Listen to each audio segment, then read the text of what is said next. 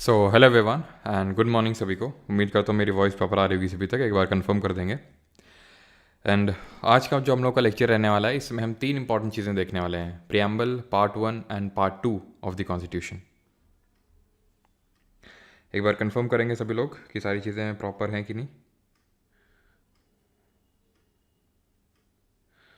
संदीप बिश्नोई अब से जल्दी आ जाया करेगी, ठीक है। और एक चीज़ कि रोज़ मुझे सभी लोग ये क्लास के स्टार्टिंग में रिमाइंड करवा दिया करो कि सर क्लास को रिकॉर्डिंग पे लगा दो, ठीक है। और जब क्लास ख़त्म हुआ करे, जब सारी चीज़ें ख़त्म हो जाए, क्वेश्चंस लगा लिया करें हम लोग, तो मुझे एक बार रिमाइंड करवा दिया करो कि सर क्लास की रिकॉर्डिंग बंद कर दो। इससे होगा ये कि जो लोग जैसे बैच में हैं तो क्लास आपको और जल्दी मिल जाया करेगी, ठीक है। क्योंकि यहीं से ही मैं रिकॉर्ड करके तुरंत उसको अपलोड में लगा दिया करूँगा। तो विद इन आपको, आप मान के चलिए कि 15 से 20 मिनट में आपको वो क्लास जब तक यहाँ पर रहती है तब तक तो यूट्यूब पे रहती है, और उसके बाद तुरंत आपको एप्लीकेशन पे विजिबल हो जाएगी, ठीक है। तो चलिए मैं यहाँ पे अभी रिकॉर्डिंग पे इसको लगा देता हूँ, ठीक है। जैसे कि यहाँ पर आप देखेंगे, ठीक है। तो अभी क्या है, class I think yes recording पे लग चुकी है, ऑलराइट। तो ये मुझे रोज़ आप रिमाइंड करवा दिया करो सभी लोग। चलिए तो स्टार्ट करें।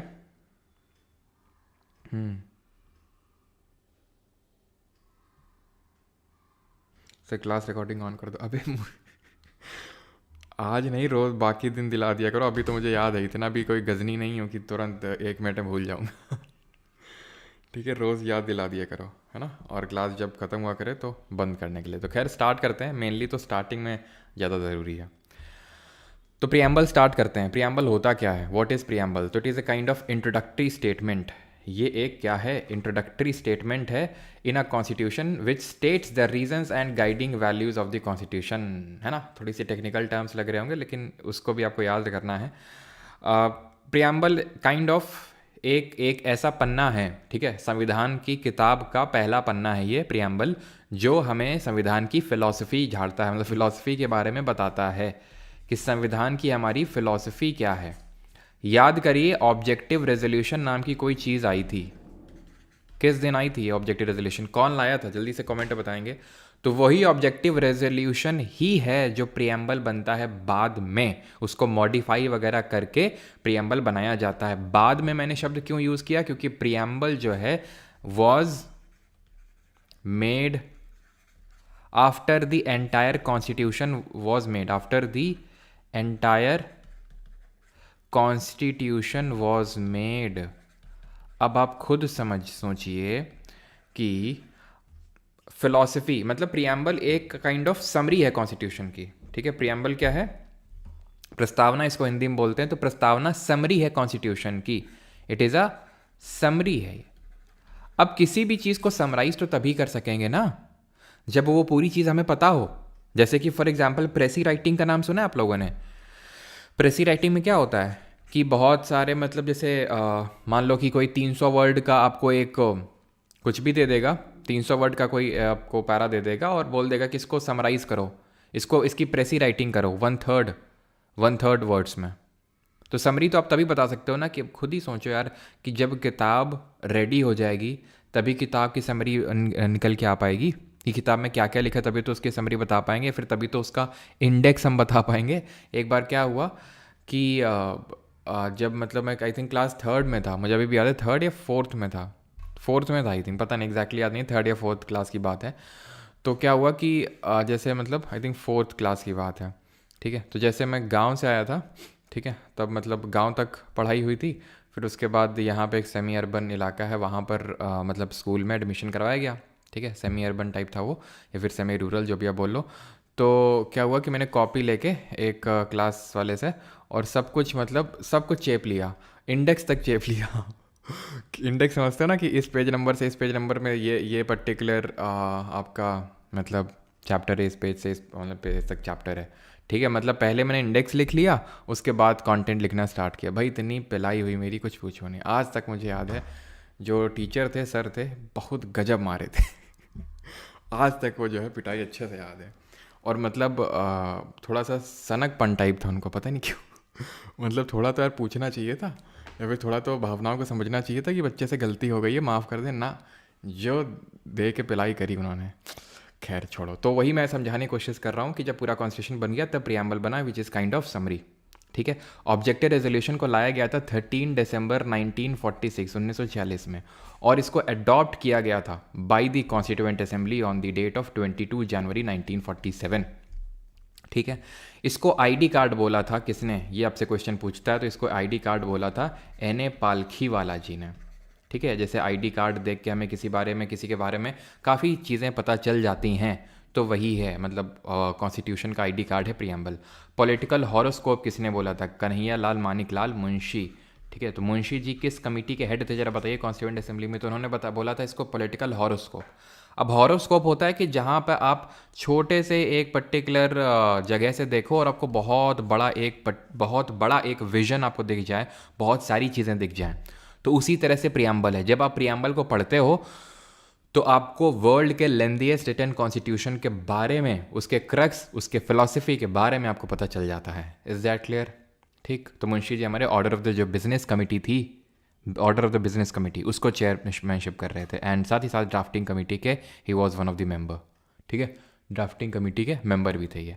अब प्रियम्बल हमारा दिखता कैसा है, तो प्रियम्बल हमारा ऐसा दिखता है। ये है कॉन्स्टिट्यूशन की बुक का पहला पेज, जिसको हम प्रियम्बल या फिर प्रस्तावना बोलते हैं। ठीक है। अब ये स्टार्ट होता है, इसकी स्टार्टिंग लाइन्स है we the people of India. ठीक है। तो we the people of India का मतलब क्या है, तो पूरा यहाँ पर आप देख सकते हैं, we the people of India having solemnly resolved to constitute India into a sovereign socialist secular democratic republic and to secure, ये पूरा पहले तो पढ़ो इसको। पहले मैं आपको सभी को ये एक काइंड ऑफ होमवर्क है कि आप 30 सेकंड में, अभी तुरंत, होमवर्क नहीं मतलब क्लास वर्क ही है, कि 30 सेकंड में आपको जल्दी से पढ़ना है पूरा।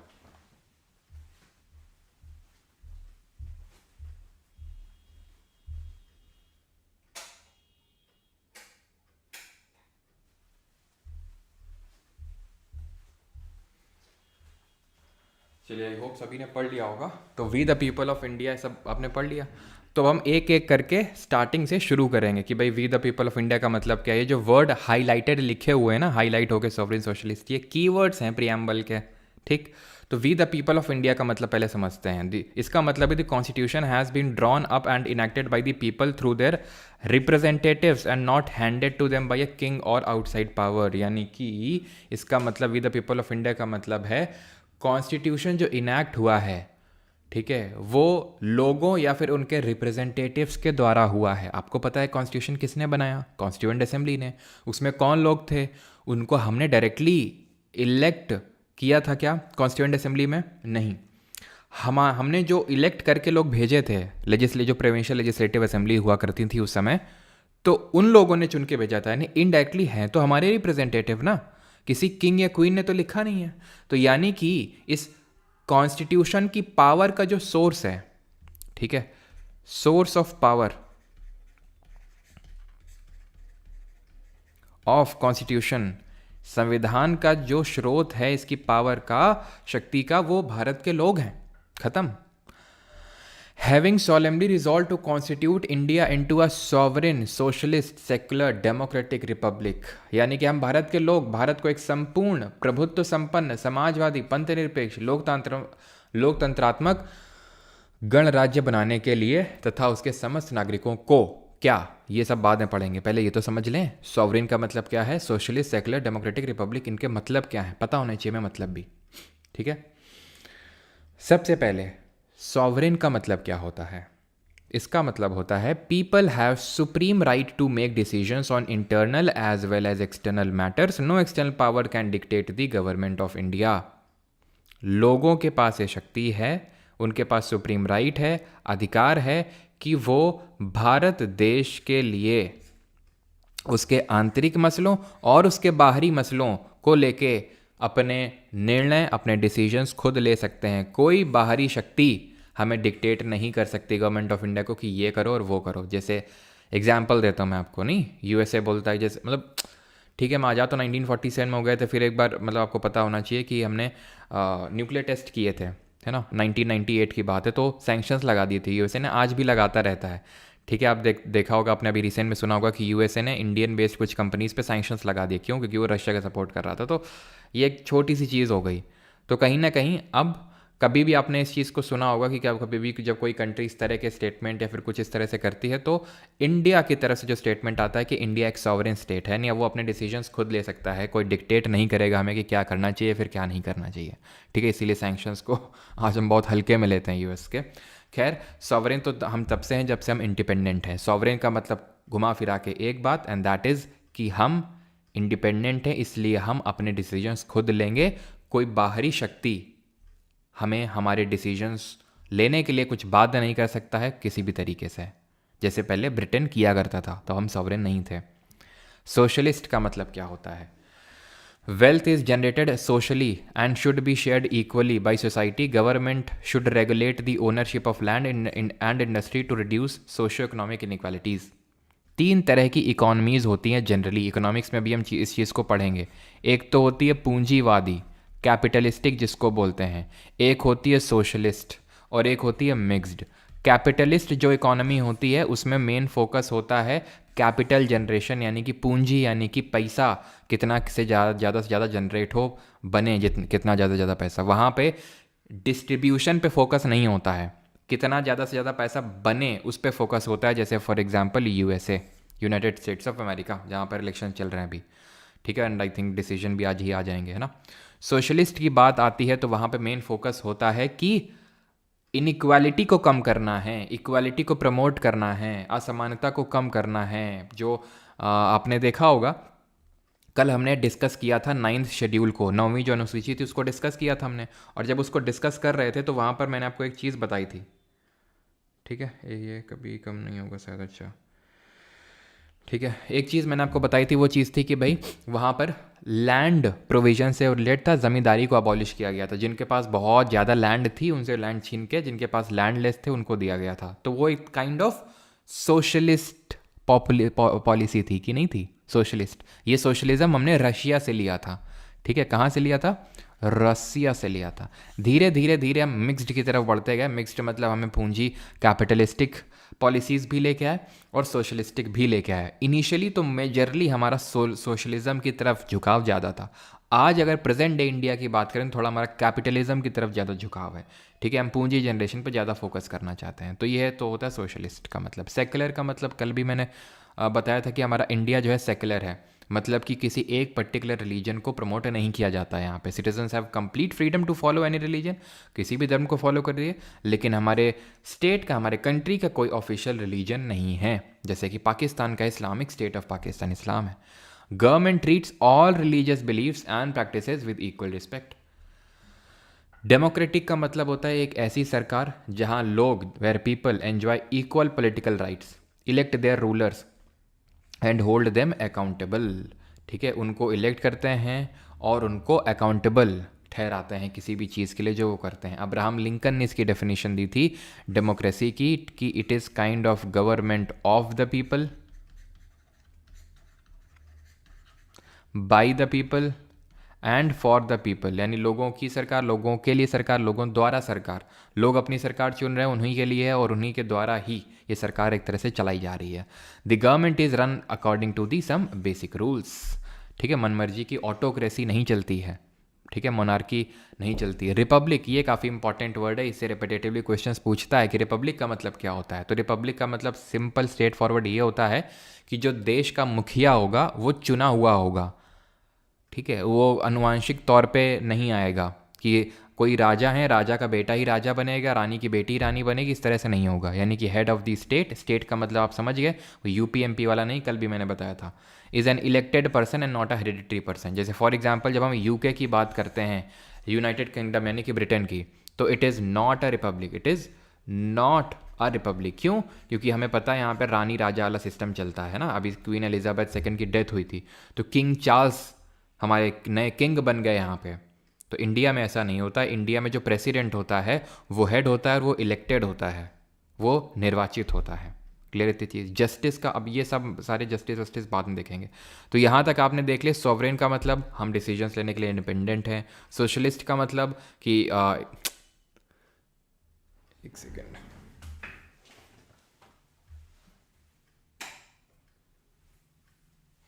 ठीक है, सोशलिस्ट का मतलब समाजवाद, कि इनइक्वालिटी नहीं होनी चाहिए, इक्वालिटी को प्रमोट किया जाएगा। सेकुलर, जिसको पंथ निरपेक्ष बोलते हैं, कि भाई स्टेट का कोई पर्टिकुलर रिलीजन नहीं और सभी को इंडिपेंडेंस है कि वो कोई भी रिलीजन को फॉलो कर सकते हैं। डेमोक्रेटिक का मतलब होता है गवर्नमेंट जो है, सरकार जो है लोगों के द्वारा चलाई जा रही है।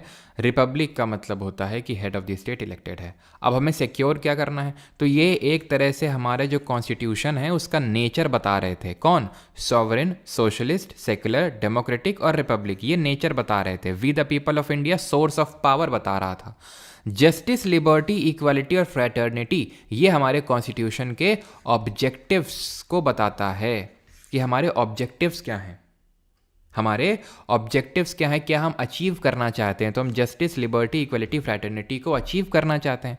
अब इनकी थोड़ा सा मतलब समझ लेते हैं। तो जस्टिस का मतलब होता है citizens can not be discriminated on the ground of, in ground पे, कास्ट यानी जाति, धर्म और जेंडर के बेसिस पे लोगों के बीच में भेदभाव नहीं किया जा सकता है। Social inequalities have to be reduced, इन सबको कम करना है। Government should work for the welfare of all, specially for the disadvantaged group. जैसे कि हमारे लिए जब देश आज़ाद हुआ तो डिसएडवांटेज ग्रुप कौन से थे? जो हमारे दलित सेक्शन है, क्योंकि उनके खिलाफ सोशली अभी तक इनजस्टिस होता आ रहा था। तो अब हमें जस्टिस को प्रमोट करना है। लिबर्टी का मतलब होता है काइंड ऑफ आज़ादी। There are no unreasonable restrictions, कोई भी अनरीजनेबल, रीजनेबल रिस्ट्रिक्शंस गलत बात नहीं है, रीजनेबल रिस्ट्रिक्शंस लग सकते हैं। ये जब हम फंडामेंटल राइट चैप्टर पढ़ेंगे, और फंडामेंटल राइट वैसे यार मुझे करवाना तो कल है, लेकिन कल जितना मुझे पता चला है, कल और परसों छठ पूजा को लेके काफ़ी मतलब कुछ ज़्यादा इम्पॉर्टेंट डेज़ हैं।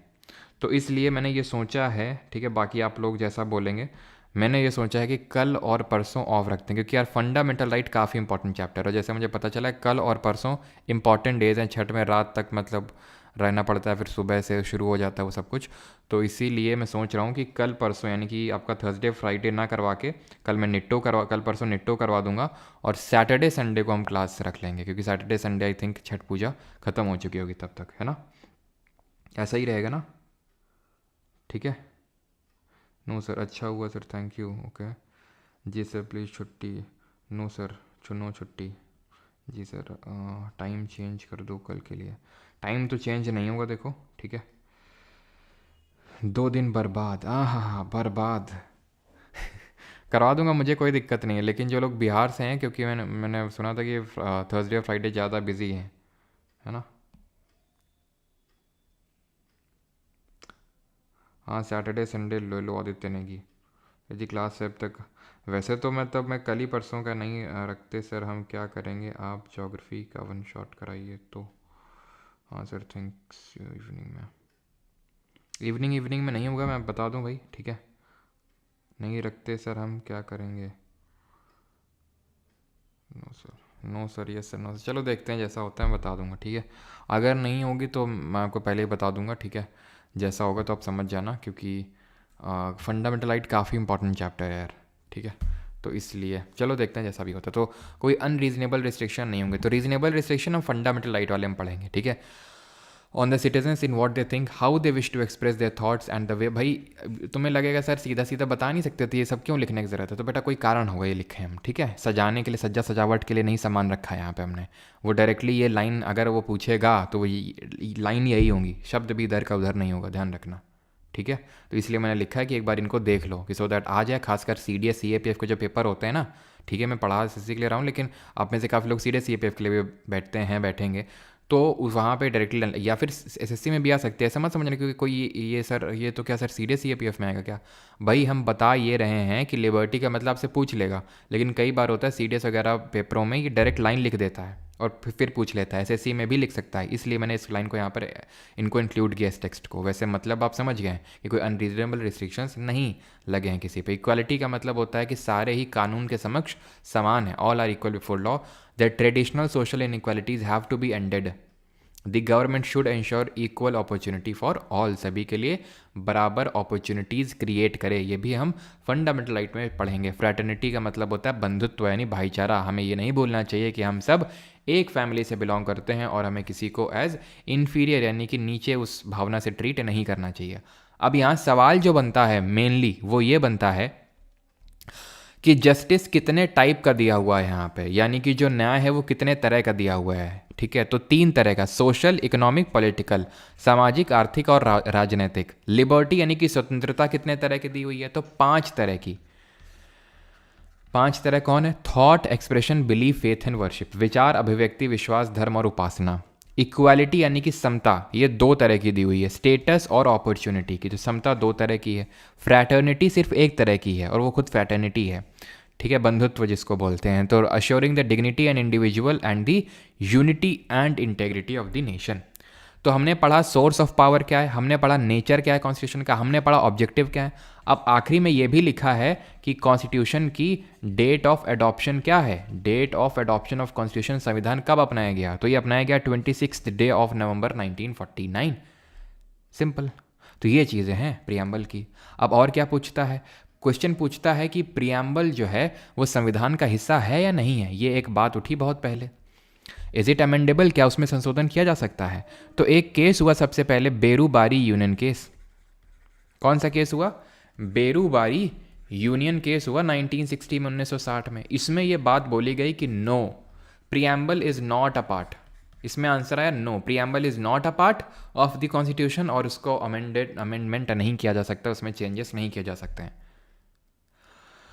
फिर ये बात को रिव्यू किया गया अगेन एक दूसरे केस में जिसको हम बोलते हैं केशव नंदा भारती केस। ये सबसे फेमस केस है अब तक का पूरे पॉलिटी में, सबसे फेमस केस यही है आपका केशव नंदा भारती केस। बहुत फेमस केस है ये, 1973 का, 1973 का। उसमें सुप्रीम कोर्ट ने बोला yes it is a part, वो पार्ट है, हिस्सा है, और उसमें संशोधन यानी कि अमेंडमेंट किया जा सकता है।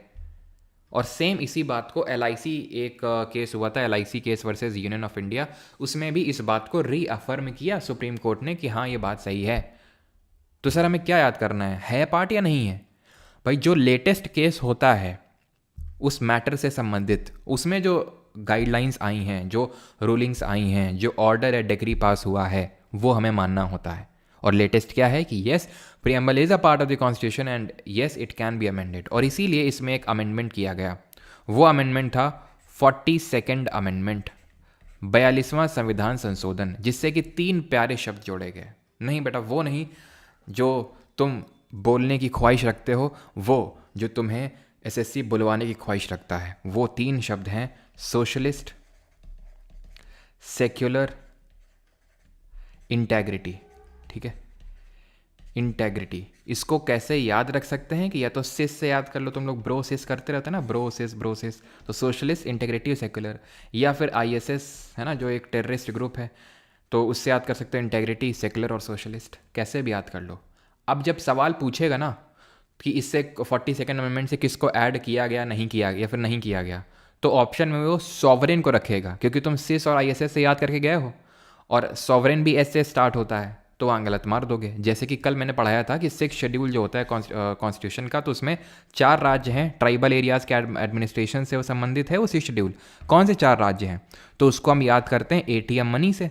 तो यहाँ 2 M है, लेकिन इन 2 M में मणिपुर नहीं है, लेकिन वो क्या रखेगा ऑप्शन में, मणिपुर रखेगा। वैसे यहाँ पे भी है। ठीक है, तो यहाँ पर आप देख सकते हैं पहले क्या हुआ करता था, यूनिटी सिर्फ हुआ करता था, सिर्फ यूनिटी। देन इसको क्या कर दिया गया, यूनिटी एंड इंटेग्रिटी। पहले हुआ करता था सॉवरेन डेमोक्रेटिक रिपब्लिक, अब क्या कर दिया गया, sovereign socialist secular democratic Republic, यानी सोशलिस्ट और सेक्युलर को जोड़ा गया और यहाँ इंटेग्रिटी को जोड़ा गया। तो इन 3 शब्दों को यहाँ पर जोड़ा गया। और एक चीज़ हमें ध्यान रखनी है, एनफोर्सिएबिलिटी ऑफ द प्रियम्बल को लेके। मतलब एनफोर्सिएबिलिटी का मतलब क्या होता है? इसका मतलब ये होता है कि क्या हम कोर्ट में जा सकते हैं इस बात को लेके कि अगर कोई प्रियम्बल में लिखी हुई चीज़ों को फॉलो नहीं कर रहा है तो उसके खिलाफ केस चलाया जाए। उत्तर है, मतलब ये एनफोर्सिबिलिटी का मतलब होता है। तो क्या ये प्रियम्बल में है एनफोर्सिबिलिटी? उत्तर है नहीं। Preamble is not enforceable in a court of law. Court of law का मतलब है जो हमारा सुप्रीम कोर्ट, हाई कोर्ट, ये सब हैं, यहाँ पर ये एनफोर्सिएबल नहीं है। आप वहाँ पर जाएंगे कि प्रियम्बल में चीज़ लिखी हुई गवर्नमेंट तो कर ही नहीं रही है, फिर ये नहीं, या फिर कोई पर्टिकुलर कोई गवर्नमेंट अथॉरिटी फॉलो नहीं कर रही है तो इसके खिलाफ केस चला जाए। They are not enforceable. And ये ना तो सोर्स है पावर का, ना रिस्ट्रिक्शन है पावर का। किस पे? लेजिस्लेचर पे। ऐसा नहीं है कि ये कोई लेजिस्लेचर को कोई चीज़ लेजिस्लेट करने का पावर दे देती हैं या फिर उनके पावर पे कुछ रिस्ट्रिक्शंस लगाती हैं, नहीं। बट ये क्या है, ये एक्ट करते हैं aid to the legal interpretation of the constitution. जब हमारे कोर्ट को कोई चीज़ समझ नहीं आती है, एम्बिगुअस नेचर की हो जाती है कोई चीज़, तो उस केस में हमारे जो कोर्ट हैं वो इसका हेल्प लेते हैं, सहारा लेते हैं संविधान को इंटरप्रेट। कोई संविधान में चीज़ लिखी हुई है, नहीं समझ में आ रही है सुप्रीम कोर्ट और हाई कोर्ट वालों की, कैसे इसको इंटरप्रेट किया जाए, 2 मतलब 3 मतलब 4 मतलब निकल रहे हैं उसके, एम्बिगुअस नेचर का है, तो उस केस में प्रियम्बल को पढ़ के उसका मतलब निकाला जाएगा। क्या समझे? खत्म हो गया। अब आते हैं पार्ट 1 ऑफ कॉन्स्टिट्यूशन। किसी को कोई प्रॉब्लम पार्ट इसमें प्रियम्बल में? किसी को कोई प्रियम्बल में दिक्कत? अब चाहें तो आप आंख बंद कर लें अभी और मैं आपको तुरंत खटाक से रिवाइज करवा दूं, और जिसको डाउट हो तो टाइप कर दो, ठीक है? आंख बंद करके जल्दी से। तो प्रियम्बल है समरी ऑफ कॉन्स्टिट्यूशन। उसको आईडी कार्ड बोला पालखी वाला जी ने, पॉलिटिकल हॉरोस्कोप बोला के एम मुंशी जी ने। देन अगर हम प्रियम्बल की बात करें तो इसको हमने यूएसए के कॉन्स्टिट्यूशन से लिए। क्या ये बात मैंने आपको लिखवाई या नहीं लिखवाई? ये बात क्या हमने लिखवाई? नहीं लिखवाई, तो इसको नोट करेंगे, काफ़ी इंपॉर्टेंट है। USA was the first country to come up with the preamble, ठीक है? USA was the first country to come up with a preamble. उसके बाद धीरे धीरे सारी कंट्री, साउथ अफ्रीका, इंडिया, ये सब ने प्रियम्बल अपने कॉन्स्टिट्यूशन का हिस्सा बनाना शुरू कर दिया। तो यूएसए से हमने इसको लिया, ठीक है? इन्फोर्सेबिलिटी एक बार क्लियर कर दीजिए। ओके, गोलकनाथ वाला केस क्या है सर? बताएंगे अभिषेक जब फंडामेंटल राइट पढ़ेंगे वहाँ पे, अभी इसका कोई मतलब नहीं है। As you sure you are sovereign, अच्छा ठीक है। तो प्रियम्बल ये चीज़ है। फिर हमने क्या पढ़ा था? पढ़ना शुरू कर दिया था फिर हमने। तो पहले तो source of power, we the people of India. फिर नेचर पढ़ा, सोवरेन ऑर्डर में याद होना चाहिए, ऑर्डर में सोवरेन सोशलिस्ट। आंखें बंद हैं कि नहीं सभी की? बता रहे हैं, ध्यान रखना, पाप लगेगा आंखें तुमने खोली तो। Sovereign socialist secular integrity. तो सोवरेन का मतलब है we are independent to take our decision. Socialist का मतलब समाजवाद, यानी कि इक्वालिटी को, मतलब एक तरह से इक्वल डिस्ट्रीब्यूशन ऑफ वेल्थ करवाना है, ऐसा नहीं कि कोई बहुत अमीर कोई बहुत गरीब है। सेकुलर का मतलब है पंथ निरपेक्ष, कोई स्टेट का रिलीजन नहीं है, सारा हर कोई फ्री है अपना धर्म फॉलो करने के लिए। डेमोक्रेटिक का मतलब आप जानते हैं, लोगों की सरकार, लोगों के द्वारा सरकार और लोगों की सरकार। देन रिपब्लिक का मतलब है head of the state, head of the country elected है। फिर हमने ऑब्जेक्टिव्स पढ़े, क्या पढ़े? Justice, social, economic, political. Liberty 5 तरह का, thought expression, belief, faith and worship. Equality 2 तरह का, स्टेटस एंड अपॉर्चुनिटी, फ्रेटर्निटी 1 तरह का। देन आखिरी में date of adoption of constitution. फिर हमने पढ़ा कि क्या प्रियम्बल पार्ट है कॉन्स्टिट्यूशन का, क्या उसमें अमेंडमेंट हो सकता है? आंसर इज येस, हो सकता है। बेरूबारी यूनियन केस में 1960 में तो बोला गया कि नहीं है, लेकिन फर्दर ये बात बोली गई क्या, Keshava Nanda Bharati case, in short KBC case of 1973, की yes it is a part और उसमें अमेंडमेंट हो सकता है। और 42nd अमेंडमेंट हुआ।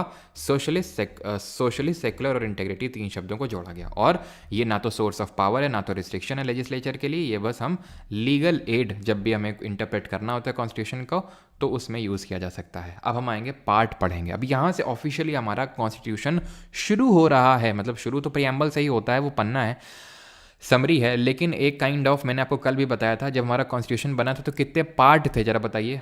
संविधान में कितने भाग थे और अभी कितने हैं?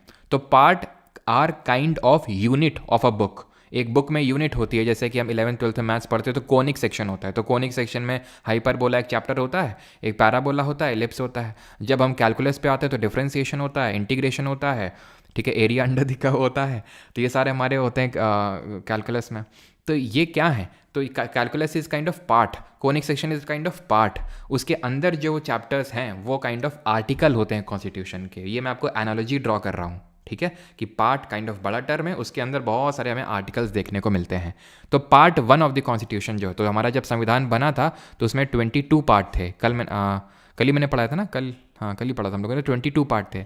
और अभी कितने हैं? 25। कौन सा जोड़ा गया था, कौन सा हटाया गया था, कल मैंने आपको बताया था। पार्ट 1 ऑफ द कॉन्स्टिट्यूशन, इसमें क्या है? जैसे नहीं बोलते हैं कोनिक सेक्शन है, तो कोनिक सेक्शन में फिर हम पढ़ते हैं पैरा ये सब। तो वैसे पार्ट 1 में क्या है? तो पार्ट 1 में है यूनियन एंड इट्स टेरिटरी, संघ व उसके राज्य क्षेत्र, ठीक। और पार्ट 1 डील करता है आपका आर्टिकल नंबर 1 से अनुच्छेद नंबर 1 से लेकर 4 तक, यानी इसमें हमें अनुच्छेद 1, 2, 3, 4 पढ़ने हैं। और ये यूनियन और टेरिटरी से डील करता है। पहले अनुच्छेद पे आते हैं, आर्टिकल 1।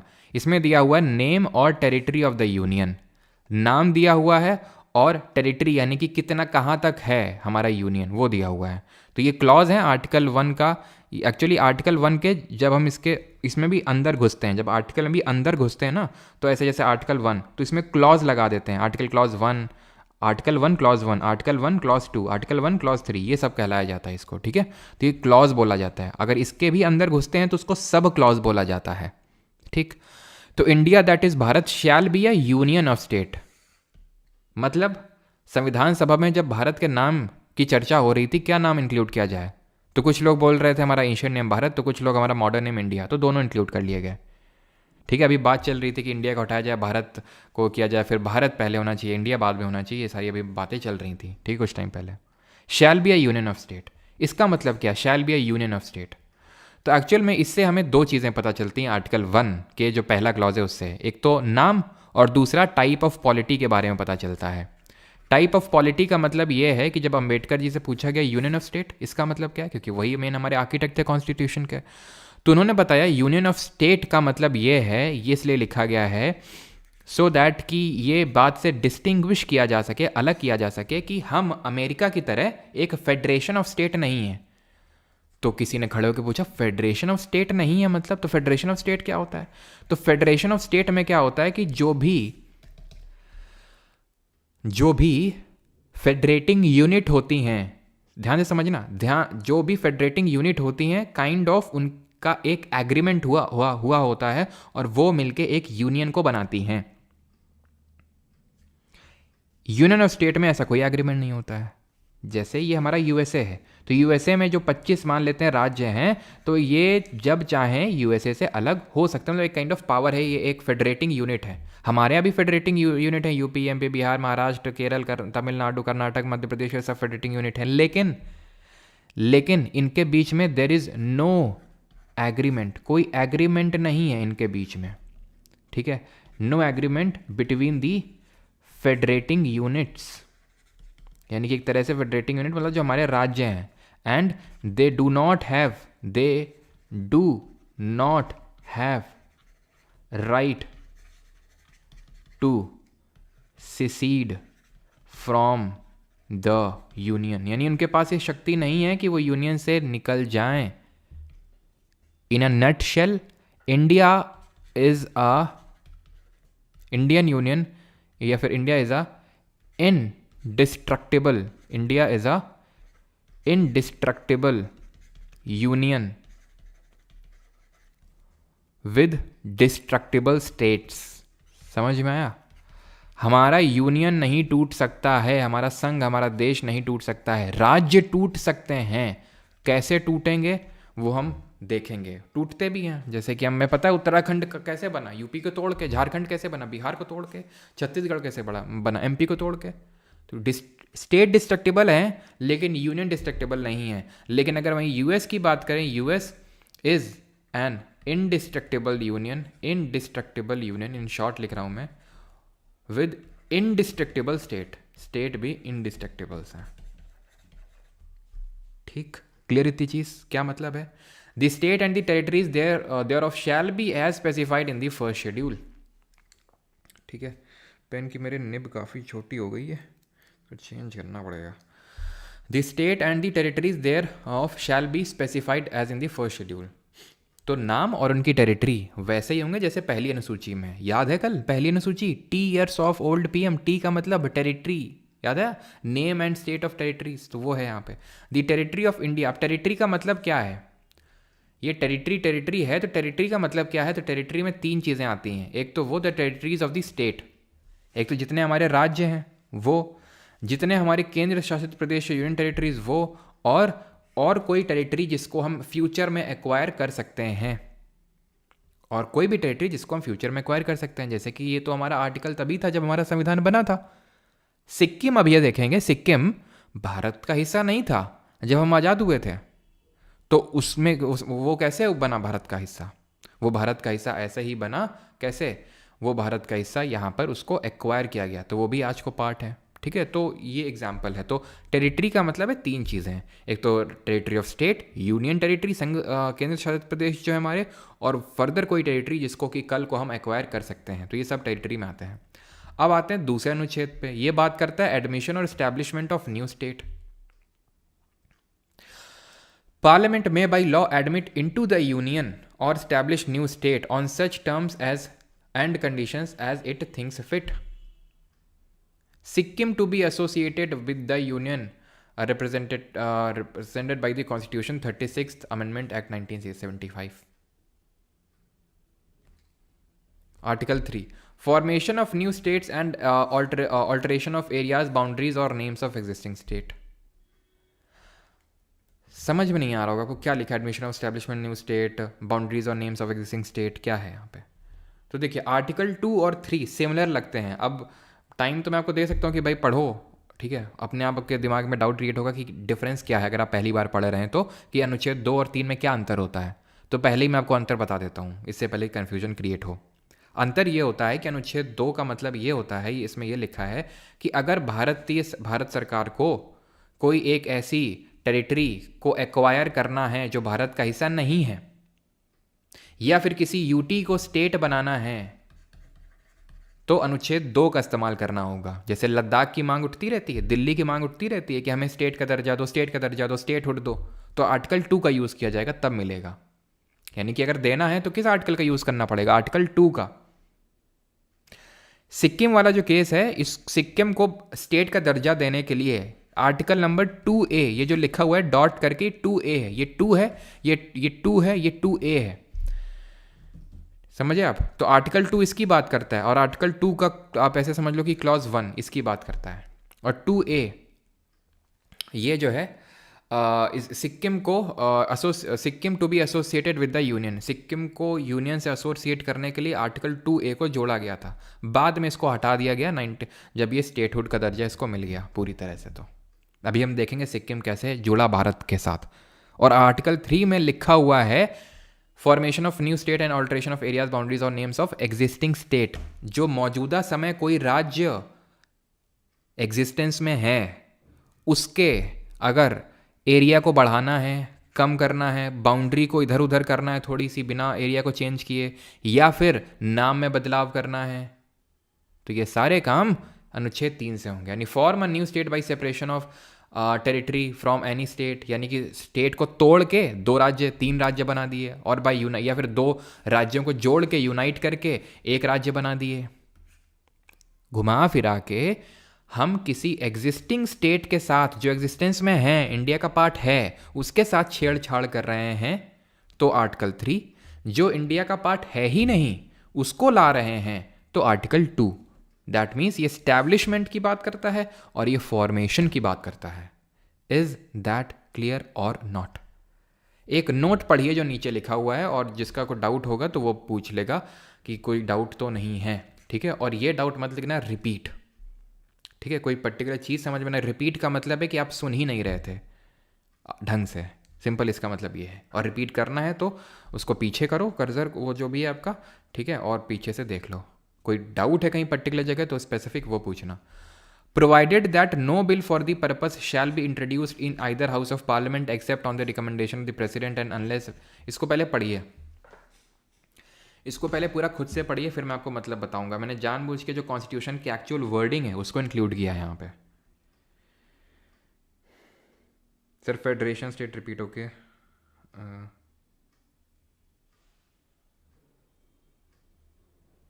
सर इंग्लैंड से आए हैं क्या? थोड़ा हिंदी भी लिख कर लाया कीजिए, इतना इंग्लिश लिख देते हैं कुछ समझ नहीं आता। बताते तो हिंदी में ही ना, इंग्लैंड वाले हिंदी कब से बोलने लगे हैं?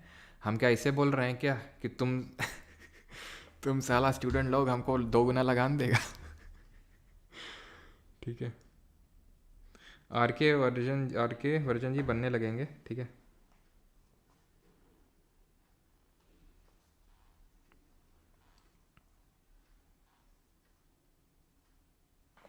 चलो, तो फेडरेशन को समझाना था, और ठीक है। तो भाई समझा तो पूरा हिंदी में रहे हैं, और जो नोट्स मिलते हैं आपको, या फिर अगर जिसने नोट्स का बुक लिया है हिंदी वाला, तो लिया है तो खोल के रखा करो उसको सामने, और उसमें पढ़ते रहा करो साथ साथ। समझा मैं देता हूँ पूरा हिंदी में, ऐसा तो कोई इंग्लिश का टर्म यूज़ करता नहीं हूँ, ठीक है। बाकी आप हिंदी में जो लिखा हुआ है आपकी बुक में वो आप साथ साथ पढ़ते रहो, खासकर जो हिंदी मीडियम वाले मैं उनकी बात कर रहा हूँ, ठीक है। बुक में आप पढ़ते रहो, ठीक है, ये वही सेम चीज़ है। तो ये जो नोट लिखा है इसका मतलब क्या है? ठीक है, पहले फिर मैं फेडरेशन का मतलब बता दूंगा जो डाउट था। इसका मतलब ये है कि इस तरह का कोई भी बिल, इस तरह का, पहले छोड़ो इसको, नोट को छोड़ो, पहले आर्टिकल 4 समझ लो। लेकिन उससे पहले किसी ने फेडरेशन पूछा था। फेडरेशन का मतलब होता है, फेडरेशन ऑफ स्टेट का मतलब होता है, अगर federation of state word add होता हमारे कॉन्स्टिट्यूशन में तो इसका मतलब ये होता कि हम राज्यों को नहीं तोड़ सकते हैं, और राज्यों के पास ये शक्ति है कि वो हमारी यूनियन से सेसीड कर सकते हैं, जा सकते हैं।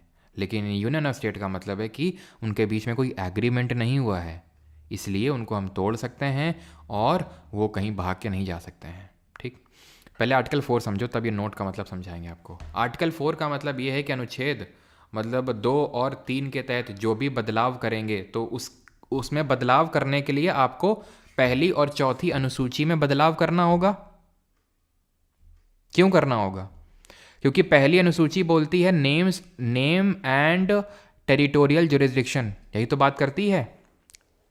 भाई पहला शेड्यूल क्या है? टी से टीयर्स पढ़े थे। टीयर्स का मतलब क्या था? आंसू नहीं, names and territory of state and union territories. तो अगर आर्टिकल 3 में क्या पढ़े हैं कि भाई अगर नाम चेंज करना है तो ऑब्वियस से बात है आर्टिकल शेड्यूल 1 में चेंज करना पड़ेगा। उनकी टेरिटोरियल जुरिस्डिक्शन में चेंज कर रहे हैं तो ऑब्वियस से बात है शेड्यूल 1 में चेंज करना पड़ेगा। शेड्यूल 4 में क्यों करना पड़ेगा? इसमें क्या था? इसमें था allocation of seats to council of state, मतलब राज्यसभा में सीटों का आवंटन। अब सीटों का आवंटन राज्य की जनसंख्या वगैरह के हिसाब से होगा। अब राज्य का तो एरिया ही चेंज हो रहा है, बाउंड्री ऑल्टर हो रही है, तो फिर वहां का रिप्रेजेंटेशन भी इन दी राज्यसभा और टू दी राज्यसभा चेंज होगा। तो फिर वो शेड्यूल में चेंजेस करने पड़ेंगे, और जो भी आप चेंजेस करेंगे उनको आर्टिकल 360 के तहत अमेंडमेंट यानी संशोधन नहीं माना जाएगा। ये नया अनुच्छेद कहाँ से टपक पड़ा सर? जो अमेंडमेंट कल से शुरू हुआ है, जिसका मतलब होता है संविधान की किताब में कोई बदलाव करना, वो बदलाव करने के का पूरा प्रोसीजर अनुच्छेद 368 में लिखा हुआ है। तो कोई अगर अमेंडमेंट करना है कॉन्स्टिट्यूशन की बुक में तो इस आर्टिकल का, इस अनुच्छेद का इस्तेमाल करके करना होगा, इस अनुच्छेद का इस्तेमाल करके छेद करना होगा वहाँ पे। तो यहाँ पे ये लिखा हुआ है कि जब हम आर्टिकल 2 और 3 के तहत चेंजेस करेंगे तो उसको हम अमेंडमेंट नहीं मानेंगे। अब क्यों नहीं मानेंगे वो तो जब मैं अमेंडमेंट पढ़ाऊंगा ना तब डिटेल में पढ़ाऊंगा। अगर समझ में आती है बात तो समझ लो, क्योंकि जो यहाँ पर हमें सिर्फ साधारण बहुमत चाहिए होता है, सिंपल मेजॉरिटी चाहिए होती है, और जो भी काम संविधान में, जो भी बदलाव संविधान में हम साधारण बहुमत सिंपल मेजॉरिटी से कर सकते हैं उसको संविधान में संशोधन नहीं माना जाता है। वैसे तो मैं ये संशोधन में भी इस चीज़ को पढ़ाऊंगा अमेंडमेंट पे। तो यानी कि अगर हम आर्टिकल 2-3 के तहत जो भी चेंजेस कर रहे हैं उसको आर्टिकल 368 के तहत अमेंडमेंट नहीं माना जाएगा, ये लिखा है आर्टिकल नंबर 4 में बस। और इस तरह का जो चेंज है, जो बदलाव है, वो सिर्फ हमारी पार्लियामेंट कर सकती है। ठीक है, संसद कर सकती है।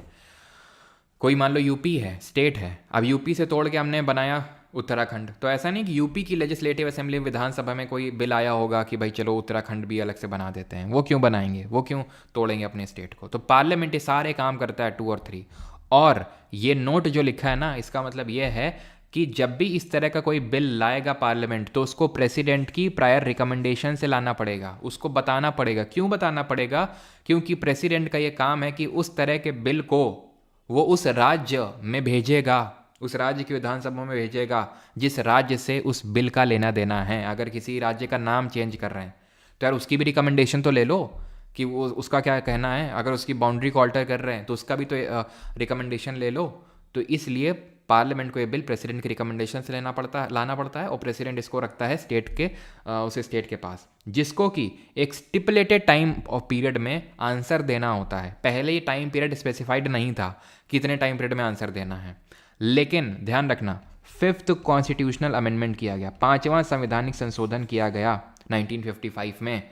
किसमें? आर्टिकल नंबर 3 में, जिसमें कि इस टाइम पीरियड को स्पेसिफाई किया गया कि भाई with in a stipulated time period legislature को, स्टेट वाले के लेजिस्लेचर को ये बात बतानी, अपने सुझाव रखने होंगे।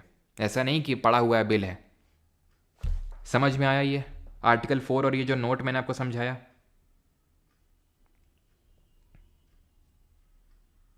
ठीक है, बुक नहीं मिल रही ऑफलाइन अयोध्या, बुक मिल जाएंगी। ठीक है, अब थोड़ा सा हिम्मत रखिए हिम्मत रखो थोड़ी सी, है ना? मिल जाएंगी, आ जाएंगी जल्दी। ठीक, नव्या जी आ जाएगी बुक। ठीक है, 14 डेज और 3 डेज परमार नॉलेज का। अच्छा,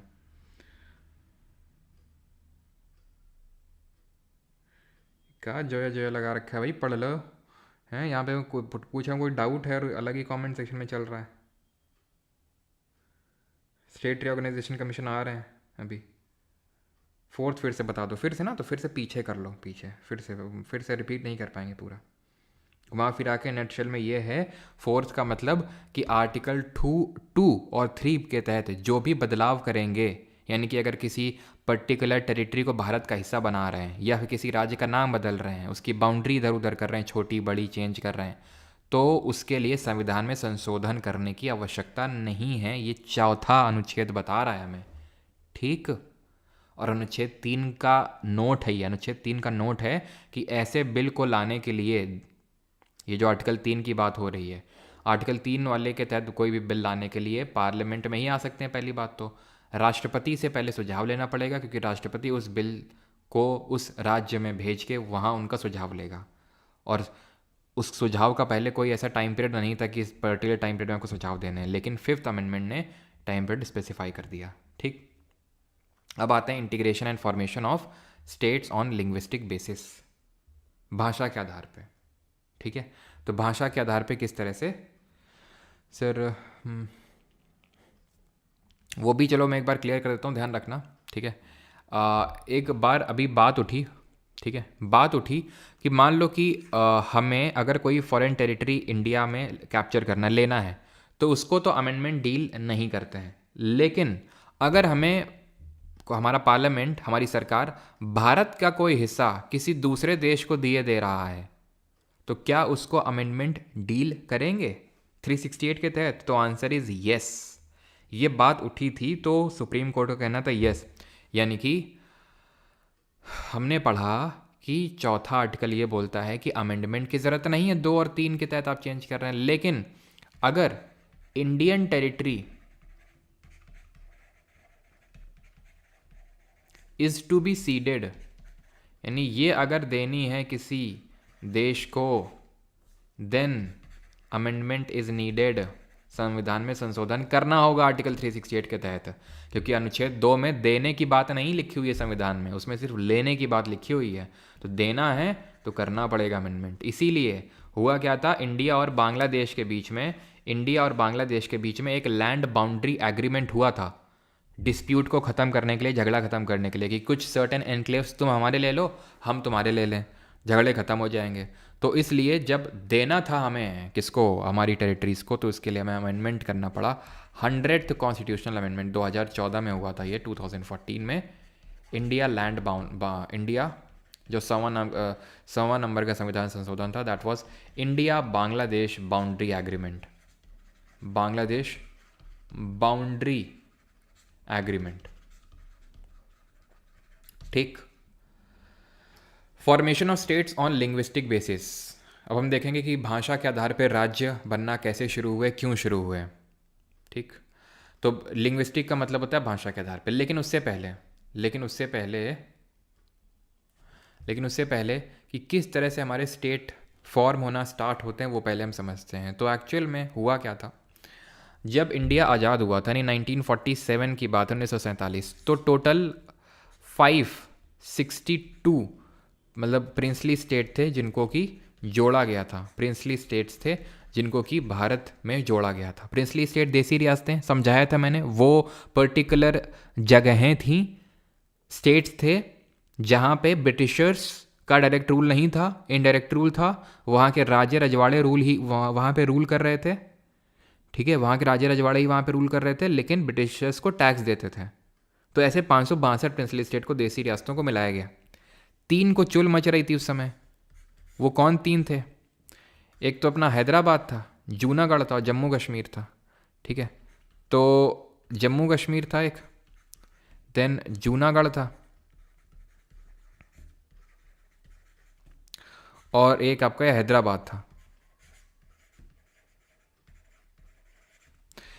तो ये नहीं जोड़ रहे थे, जम्मू कश्मीर नहीं जोड़ रहे थे। जम्मू कश्मीर बोल रहे थे इंडिपेंडेंट, सब लोग बोल रहे थे इंडिपेंडेंट रहेंगे, क्योंकि उनको मज़ा आ रहा था इंडिपेंडेंट रहने में। तो जब पाकिस्तान ने अटैक कर दिया इंडिपेंडेंस के बाद जम्मू कश्मीर में, तो यहाँ के जो महाराजा थे, महाराजा हरी सिंह, उन्होंने तो इंडिया के साथ तुरंत ही इंस्ट्रूमेंट ऑफ एक्सेशन साइन कर लिया कि भैया हमें तो इंडिया के साथ रहना है, ठीक है, क्योंकि समझ गया कि भैया कोई ना कोई तो अटैक करेगा ही। पाकिस्तान ने कर दिया पहले ही, तो इंडिया के साथ कर लिया इन्होंने, ठीक है, आ गए इंडिया में। जूनागढ़ वाले जो है, जो यहाँ के राजा थे, बोल रहे थे हम पाकिस्तान में जाएंगे। लोग बोल रहे थे पगलैट हो क्या, वहाँ क्या जा करेंगे, इंडिया में रहेंगे। तो यहाँ करवाया गया क्या, रेफरेंडम करवाया गया, जनमत करवाया गया, और लोगों ने बोला क्या, लोगों ने वही 95% ज़्यादा से ज़्यादा लोगों ने बोला कि हमें इंडिया में रहना है, तो इंडिया में हो गया शामिल। हैदराबाद के जो ये नवाब साहब थे, तो इनको भी चिल मच रही थी, क्योंकि ये सबसे बड़ा प्रिंसली स्टेट था हैदराबाद।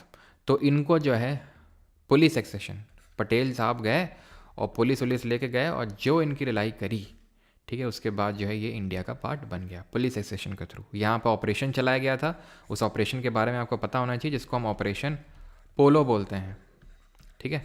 सितंबर 1948 में हुआ था ये, सितंबर 1948 में, 17 सितंबर डेट भी है, जिस दिन हम अभी recently ministry of home affairs ने डिक्लेयर किया था, हमारे अमित शाह जी ने, कि क्या सेलिब्रेट किया जाएगा 17 सितंबर को। तो इन्होंने भी ज्वाइन कर लिया बाद में। फिर हुआ क्या, 1950 आते आते तक, 1950 आते आते तक हमारी गवर्नमेंट ने 4 फोल्ड क्लासिफिकेशन किया, 4 फोल्ड क्लासिफिकेशन किया सारे स्टेट्स का, ठीक है। उतना इंपॉर्टेंट नहीं है, लेकिन अगर पूछ ले, ठीक है, कि क्या है मतलब 4 फोल्ड क्लासिफिकेशन कब था, वैसे तो कभी क्वेश्चन आया नहीं है इस पर। तो part A state, part B state, part C state, ऐसे पार्ट पार्ट में डिवाइड कर दिया था, ठीक है। पार्ट डी, जैसे हमारा जो अंडमान निकोबार था वो पार्ट डी में आता था। तो ऐसा 4 फोल्ड टाइप क्लासिफिकेशन जो है, एक सेकंड रुकना, ठीक है।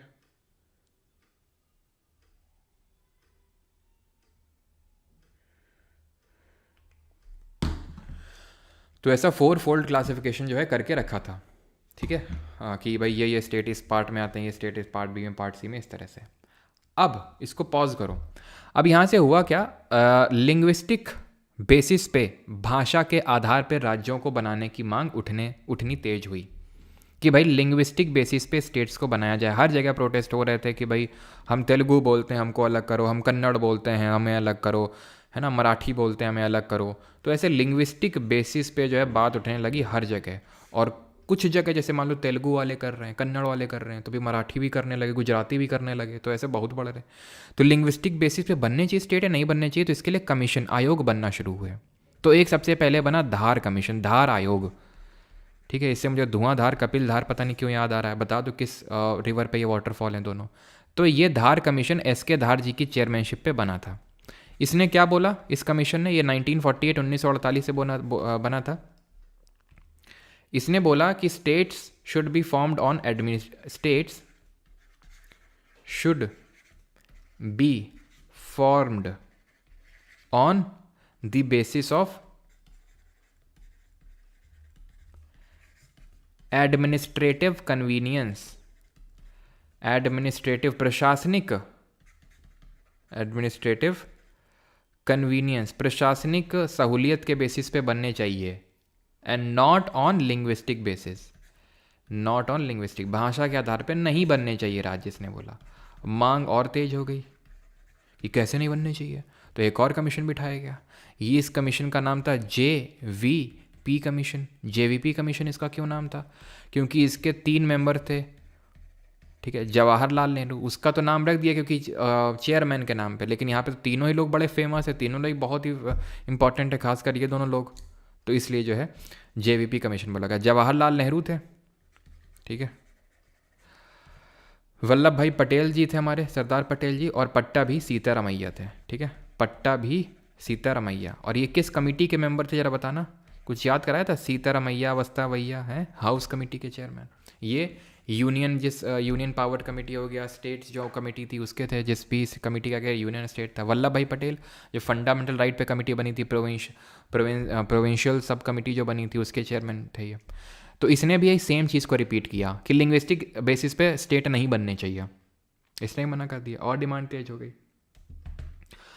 तो फाइनली हुआ कुछ यूँ कि 1953 में, 1953 में एक शख्स थे, आंध्र प्रदेश में आंदोलन चल रहे थे, कि भाई तेलुगु जो हमारे स्पीकिंग रीजन्स है उनको अलग किया जाए। तो एक शख्स थे जिनका नाम था पॉट्टू या फिर पॉट्टी श्री रामलू, ठीक है, श्री रामलू,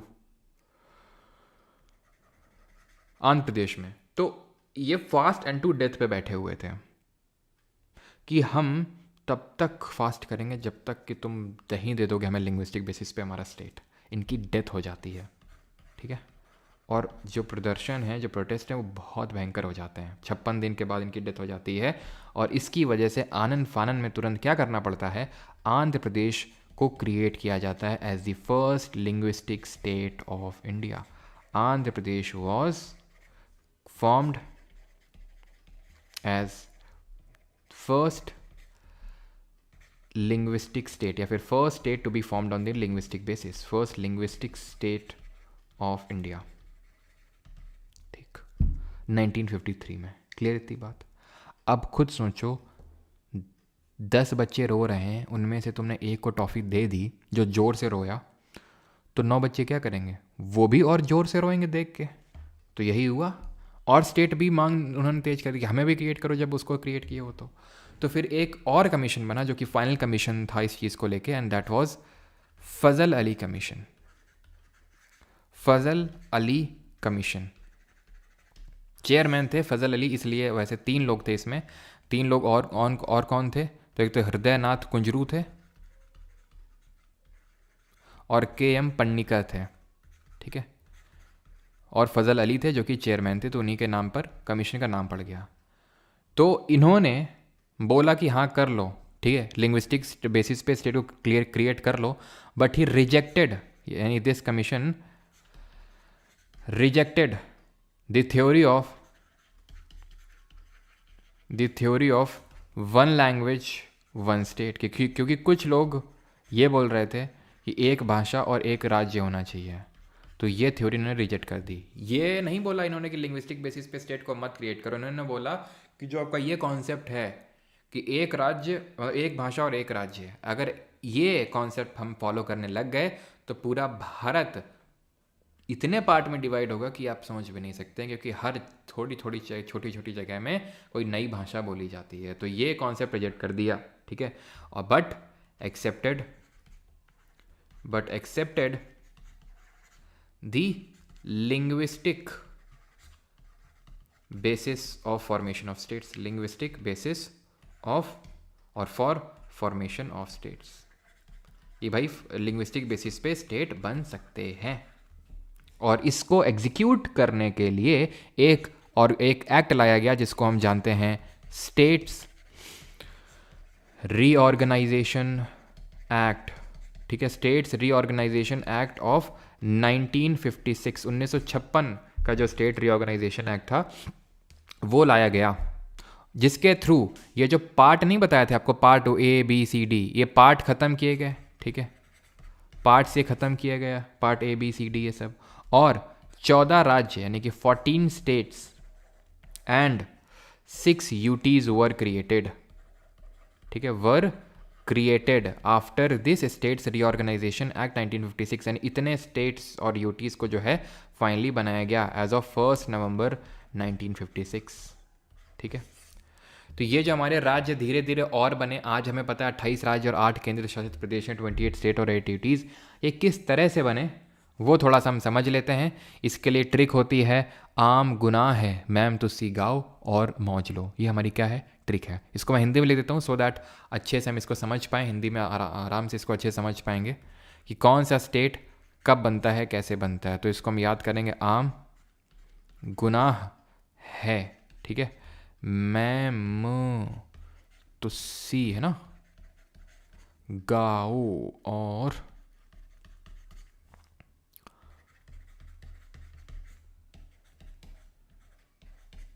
मौज लो, है ना। तो ये जो है इस ट्रिक में हम याद करेंगे। इससे हमें ये हो जाता है ना कि हमें ऑर्डर में चीज़ें याद हो जाती हैं कि कौन सा स्टेट कब बना था, कौन पहले कौन बाद में।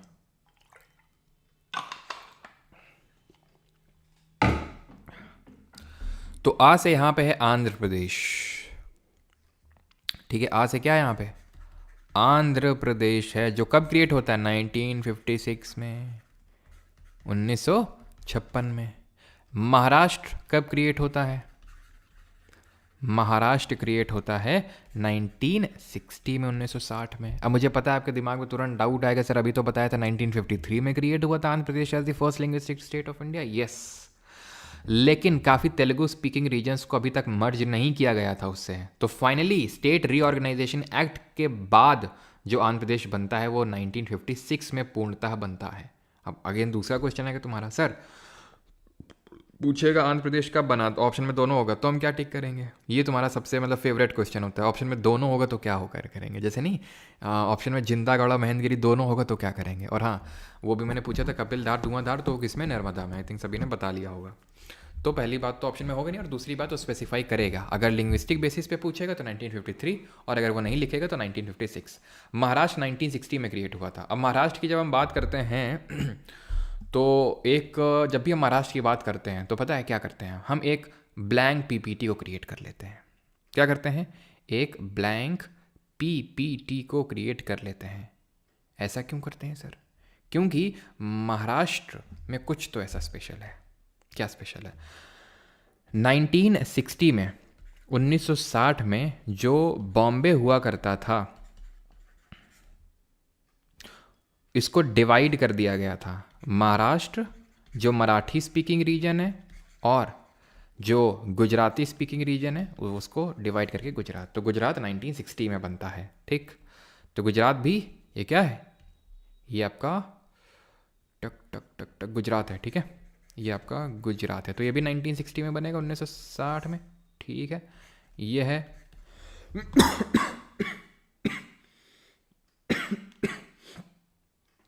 सॉरी। तो ये क्या है आपका? नागालैंड है। ठीक है, नागालैंड। हा से क्या हो जाएगा? हरियाणा। कब क्रिएट होते हैं? तो नागा भैया अपना 63 में और हरियाणा भैया अपना 66 में, और है से हिमाचल हो जाएगा। अब देखो इस हा में मात्रा लगी है नहीं, हरियाणा लिखते हैं तो हा में मात्रा लगती नहीं, हिमाचल लगाते लिखते हैं तो उसमें मात्रा लगती है कि नहीं, छोटी ई की। तो बस इसमें देखो हा में मात्रा लगी है तो ऐसे याद कर लो, हिमाचल प्रदेश हो जाएगा। कब क्रिएट होता है? ये आपका होता है 1971, 1971 में। मैम में क्या है? तो मैं से है मेघालय, मेघालय। ठीक, म से क्या है? म से हो जाएगा मणिपुर। ठीक है, मणिपुर। और तू से क्या हो जाएगा? त्रिपुरा। ठीक है, त्रिपुरा। ये तीनों जो है ना हमारे, तीनों भाई बंधु एक ही साथ क्रिएट हुए थे। कब क्रिएट हुए थे तीनों?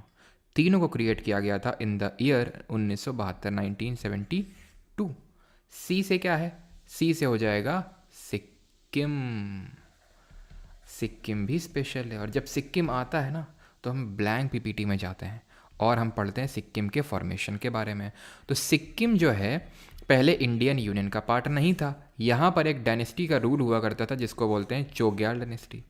अब ये चोग्याल डायनेस्टी तो रूल कर रही थी, तो थ्रेट था चाइना की तरफ से, क्योंकि तिब्बत कब्जे में ले ही चुके थे।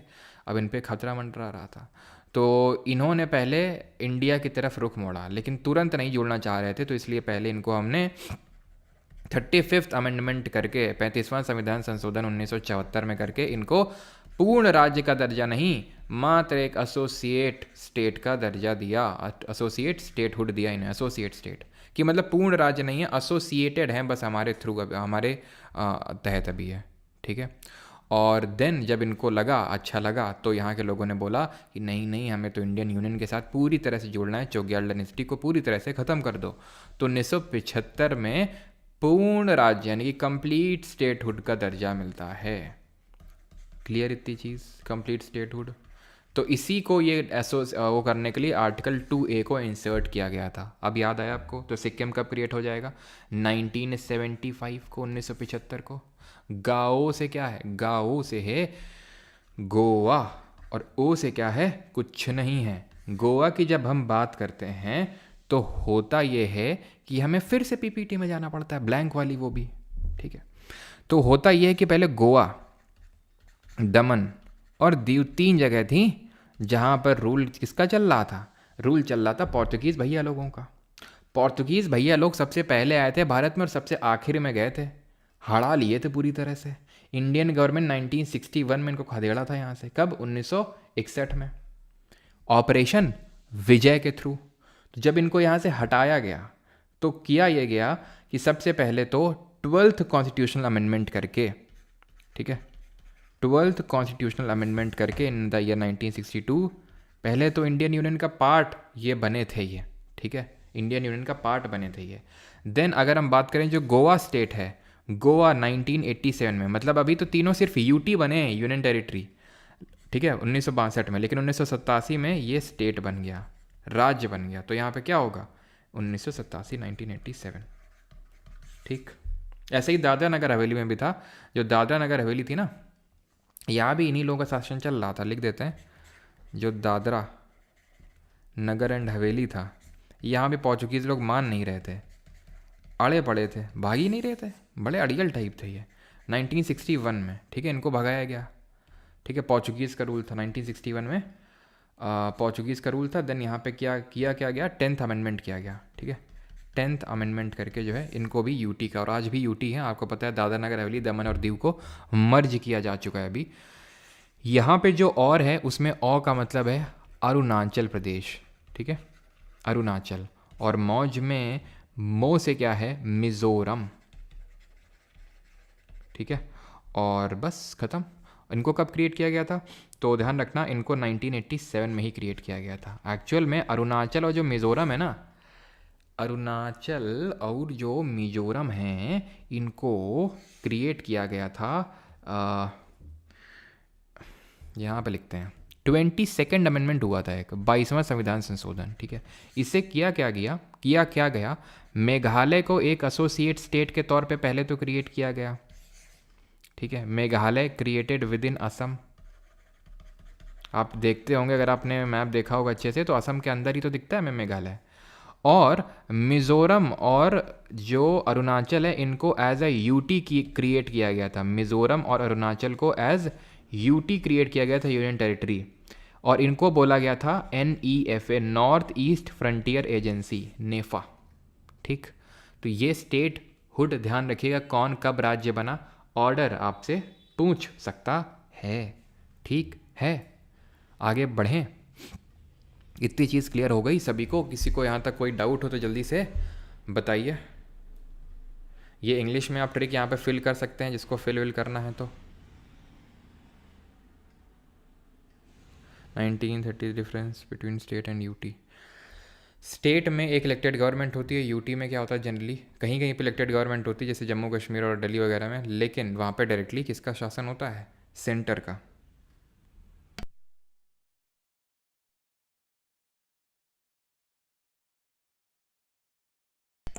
सर प्रियम्बल भी कॉन्स्टिट्यूशन की ही समरी है, तो कॉन्स्टिट्यूशन का उल्लंघन करने पर कोर्ट में जा सकते हैं, तो प्रियम्बल के केस में क्यों नहीं? Please reply, I am confused. क्योंकि वहाँ पे साफ साफ लिखा है, सुप्रीम कोर्ट ने ही बोला है कि it is non enforceable in a court of law. मत आना मेरे पास वापस, ठीक है।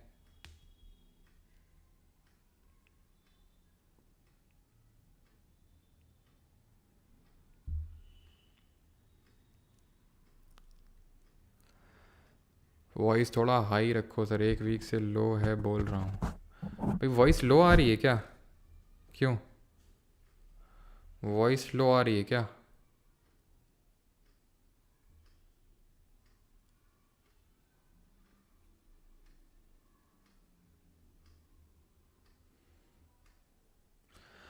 Sir Mizoram CM controversy to make another country, is it possible?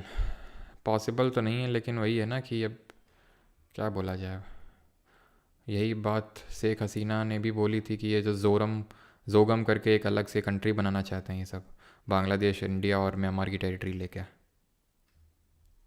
अच्छा, कहाँ पे? अरे सॉरी,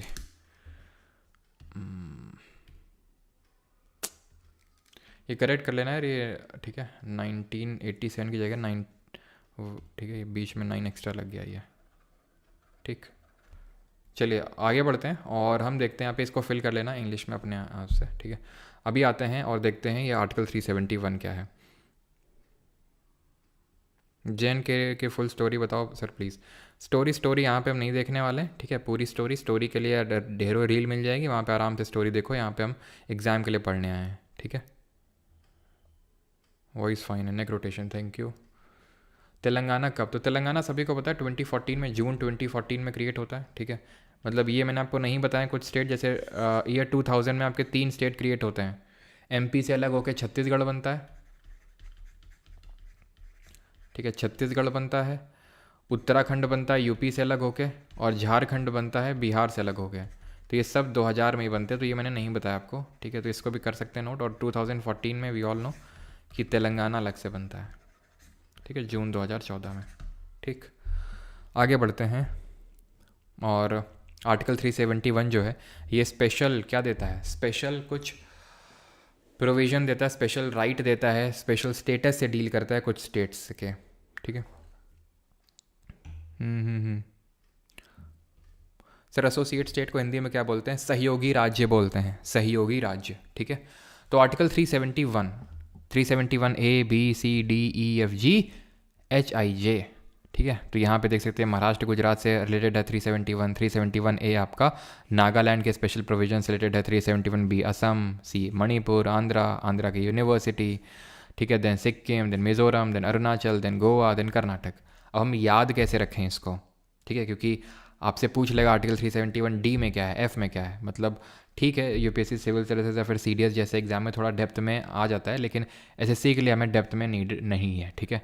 हमें सिर्फ इतना पता होना चाहिए किस आर्टिकल में क्या लिखा हुआ है, और उसको याद करने के लिए हमारे पास बहुत अच्छी सी ट्रिक है, एंड दैट इज़, ठीक है। मतलब मैंने तो ऐसे याद रखा था, बाकी आपको, क्योंकि कुछ लोग ये बताना ज़रूरी है, क्योंकि कुछ लोग बोलते हैं सर ट्रिक अच्छी नहीं है ना, इस ट्रिक को भी याद करने के लिए ट्रिक चाहिए। तो भाई अपने हिसाब से बना लेना, जिससे मैंने याद किया था अपने लिए वो मैं आपको बता दे रहा हूँ, ठीक है।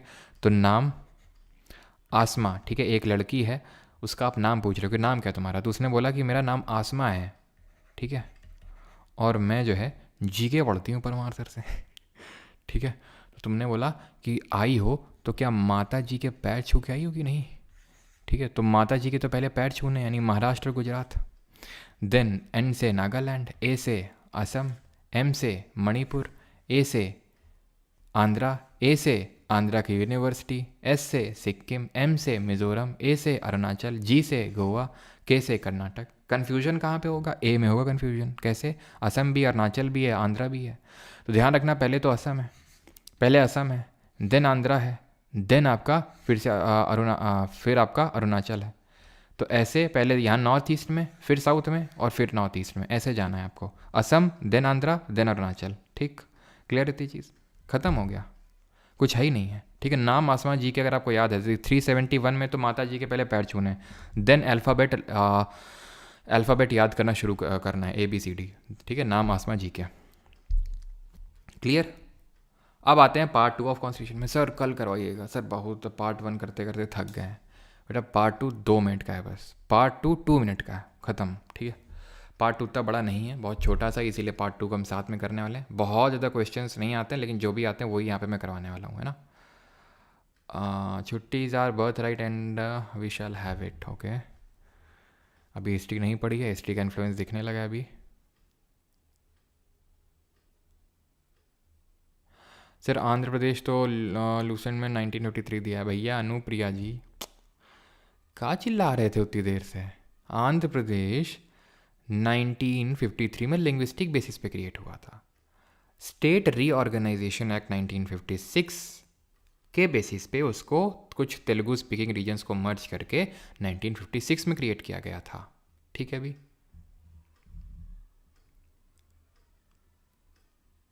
भाई बाबू ओ राम जी, यहाँ पर बात हो रही है पोस्ट इंडिपेंडेंस की। सर मैं अम्बाला से हूँ, यहाँ विनबेक्स एक्सरसाइज चल रही है। जाओ जहाजो ने दिमाग ख़राब कर दिया है, इतनी आवाज़। अच्छा विनबेक्स अच्छा जहाजों ने, ओके ठीक ठीक ठीक, अच्छा वो डिफेंस वाली एक्सरसाइज है, अच्छा वियतनाम और इंडिया की। जहाजों ने दिमाग ख़राब कर दिया है, कोई नहीं कोई नहीं। अरुणाचल की यूनिवर्सिटी नहीं है भैया, आंध्रा की सेंट्रल यूनिवर्सिटी को स्पेशल स्टेटस मिला हुआ है वो। पार्ट 2 पे आते हैं अभी। भाग 2 ऑफ संविधान किसकी बात करता है? ये बात करता है नागरिकता की, दैट इज़ सिटीजनशिप की, ठीक है। किसकी बात करता है ये? नागरिकता की बात करता है ये। पार्ट 2, आर्टिकल कौन से कहाँ से कहाँ तक है? तो भाई 4 पे ख़त्म हो गया था हमारा पार्ट 1, तो यहाँ पे कहाँ से शुरू होगा? 5 से शुरू होगा और 11 तक जाएगा। बस ये ध्यान रखना हमारे देश में कैसी नागरिकता है, कैसी सिटीजनशिप है। तो इंडिया में सिंगल सिटीजनशिप चलती है, एकल नागरिकता चलती है, एकल नागरिकता। और ये हमने कहाँ से लिया है, किस कंट्री के कॉन्स्टिट्यूशन से लिया है? ये हमने यूके या फिर ब्रिटेन के कॉन्स्टिट्यूशन से लिया है, ठीक है। तो धीरे धीरे कौन सी चीज़ हमने कॉन्स्टिट्यूशन में कहाँ से बोरो करी है वो आप ऐसे ही सीख जाएंगे। सिंगल सिटीजनशिप का मतलब क्या होता है कि हमारे यहाँ पे ऐसा नहीं है कि कोई पर्टिकुलर सिटीज़न इंडिया के सिटीज़न के साथ साथ वो यूपी का भी सिटीज़न है, बिहार का भी सिटीज़न है। कल मैंने आपको बताया था, यानी हमारे यहाँ डुअल सिटीजनशिप नहीं चलती है, हमारे यहाँ सिंगल है। और ये कैसा फीचर होगा, फेडरल या फिर यूनिटरी, बताइए, ठीक है। तो हम यूपी, एमपी, बिहार नाग के निवासी हो सकते हैं, लेकिन नागरिक तो सिर्फ हम भारत के ही हैं। ये आर्टिकल है।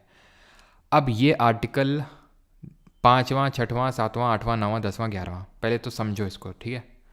ये मत बोलना कि सर बीच में कि सर ये वो, ठीक है। अभी रुक जाओ। आर्टिकल 5 है, it provided for the citizenship on the commencement of constitution.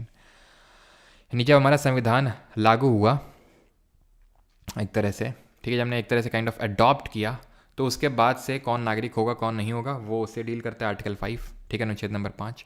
अनुच्छेद 6, it provides rights of citizenship of certain persons who have migrated to India from Pakistan.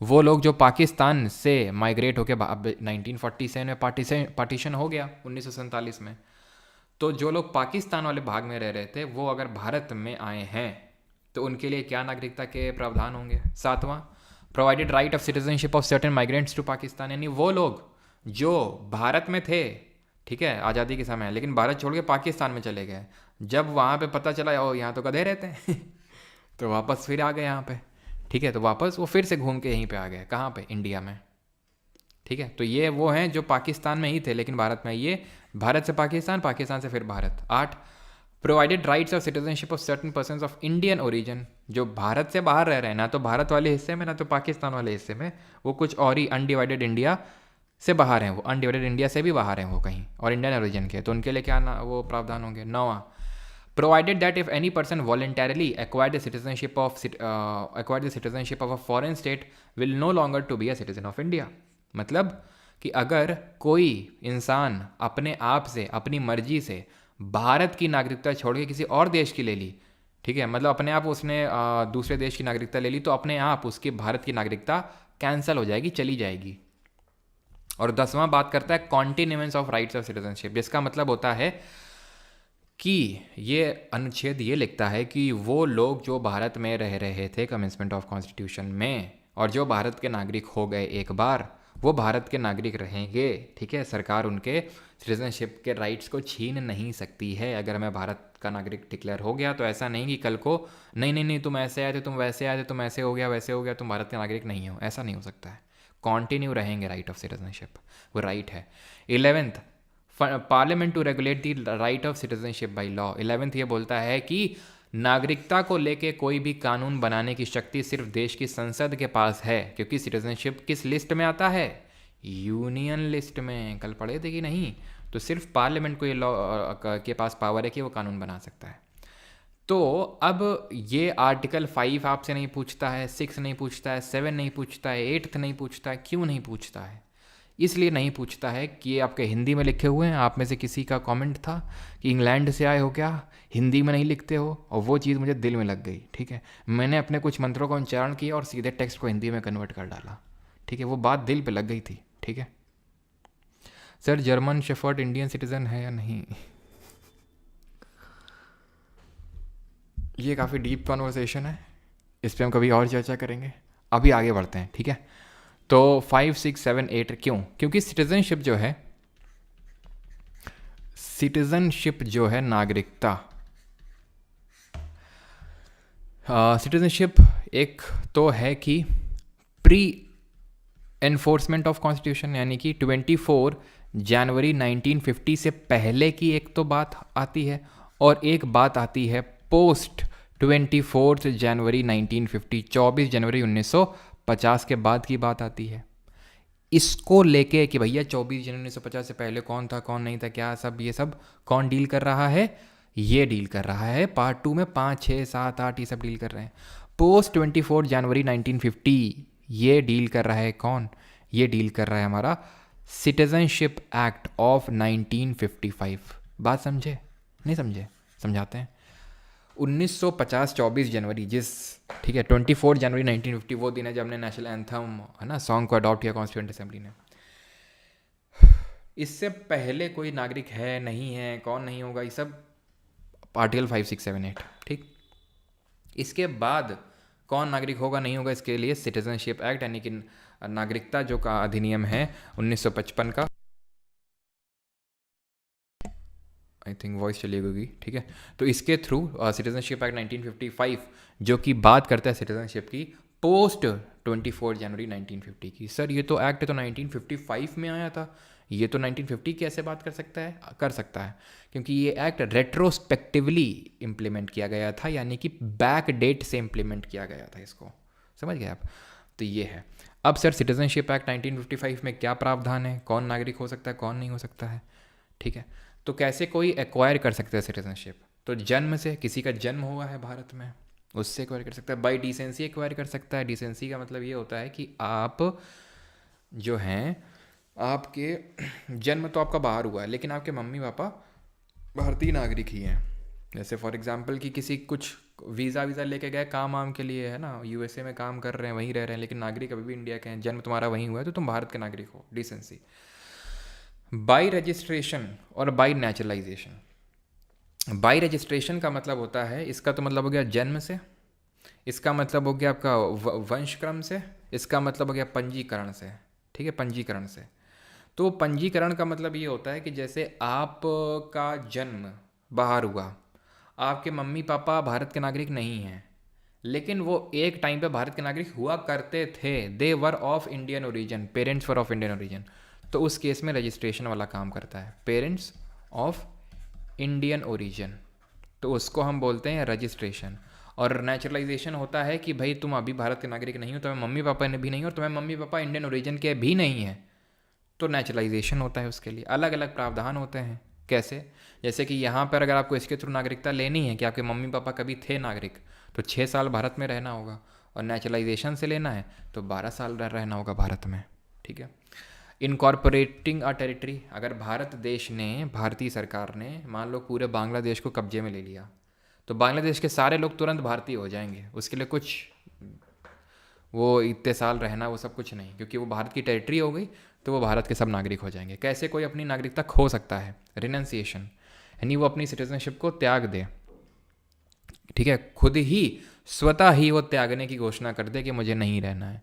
Terminate कर दिया जाए, टर्मिनेशन, वंचित किया जाना, टर्मिनेट कर दिया जाए। जब अगर मान लो आप किसी और कंट्री की आपने सिटीजनशिप ले ली, आप इंडिया के नागरिक हैं लेकिन आपने एट द सेम टाइम किसी और कंट्री की सिटीजनशिप ले ली, आपको टर्मिनेट कर दिया जाएगा। डेप्रीवेशन का मतलब है अगर आपने फ्रॉड तरीके से नागरिकता ली है, अगर आप किसी हमारी एनिमी कंट्री के साथ, मान लो कि फॉर एग्जांपल कनाडा मान लो हमारी एनिमी कंट्री है, ठीक है, और ठीक है तो और उसका आप साथ दे रहे हैं, ठीक है, तो उस केस में भी आपको डिप्राइव किया जा सकता है। समझ में आई चीज़? इतनी चीज़ सभी को समझ में आई या नहीं आई, जल्दी से बताइए, ठीक है। यूएसए में ध्यान रखना डुअल सिटीजनशिप चलती है, हमने सिंगल सिटीजनशिप लिया है, कहाँ से, इंडिया से। और आर्टिकल 5 में क्या है, it provided for the citizenship on the commencement of the constitution, की कोई भी जो भारत में जन्मा है, जिसके मम्मी पापा भारत में जन्म लिए हैं, ठीक है, और जो संविधान के लागू होने के कम से कम 5 वर्ष से भारत में निवास कर रहा है, वो सब भारत के नागरिक बन गए आर्टिकल 5 के तहत, ठीक है। बाकी 5 6 7 8 उतना पूछता है नहीं आपसे। 9 ध्यान रखना कि अगर किसी ने भारत के अलावा नागरिकता ले ली किसी और देश की तो उसके भारत की नागरिकता चली जाएगी। और 10वें में लिखा है कॉन्टिन्यू किसकी रहेगी, वो कॉन्टिन्यूस ध्यान रखना। और 11 में क्या है कि पार्लियामेंट लॉ बना सकता है सिटीजनशिप को लेकर। बाकी सिटीजनशिप एक्ट मैंने 1955 समझा दिया है।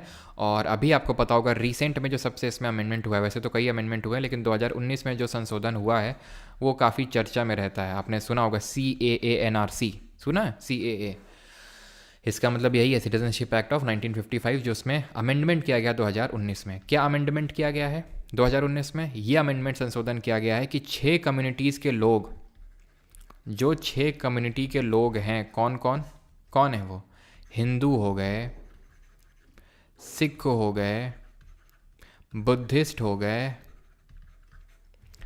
पारसी हो गए, जैन हो गए, एक आप बता दो कौन हो गए। तो ये सारे लोग जो बांग्लादेश, अफ़गानिस्तान और पाकिस्तान से आते हैं, तो इनके लिए सिटीजनशिप बाय नेचुरलाइजेशन वाला ही सिस्टम फॉलो होगा, क्योंकि इनके तो पेरेंट्स भी इंडियन ओरिजिन के नहीं हैं। तो इनके लिए नागरिकता में कुछ आसानी लाई जाएगी, यानी कि सिर्फ इनको 6 साल ही भारत में रहना है कॉन्टिन्यूसली और इनको सिटीजनशिप के राइट्स मिल जाएंगे। यानी कि तो यहाँ पे विवाद क्यों हुआ? विवाद इसलिए हुआ क्योंकि यहाँ पे मुस्लिम्स इंक्लूडेड नहीं थे।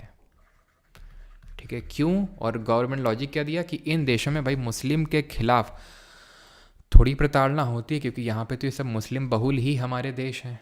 मेन जो प्रताड़ना होती है इनके खिलाफ होती है, तो इसलिए ये लोग अगर आते हैं तो इनके लिए ये नॉर्म्स हैं। ये बेसिक गवर्नमेंट का कहना है। सवाल कर लो, जल्दी जल्दी कर लो, जल्दी से 3 सवाल करो। ठीक है, ये आपके CAPF, ये कौन से क्वेश्चंस होते हैं? जो CAPF, CDS या फिर जो UPSC के एग्ज़ाम्स होते हैं, जैसे भी जियो साइंटिस्ट का एग्ज़ाम हुआ, CISF LDC का एग्ज़ाम होता है, वो सब एग्ज़ाम हुए तो उसमें। ठीक है, चलो, तो अगर हम बात करें with regard to the constitution of India, which of the following is not correct? The words socialist and secular were not originally part of constitution. ठीक है, तो ये जो वर्ड्स हैं ये कॉन्स्टिट्यूशन का पहले पार्ट नहीं थे, सही है।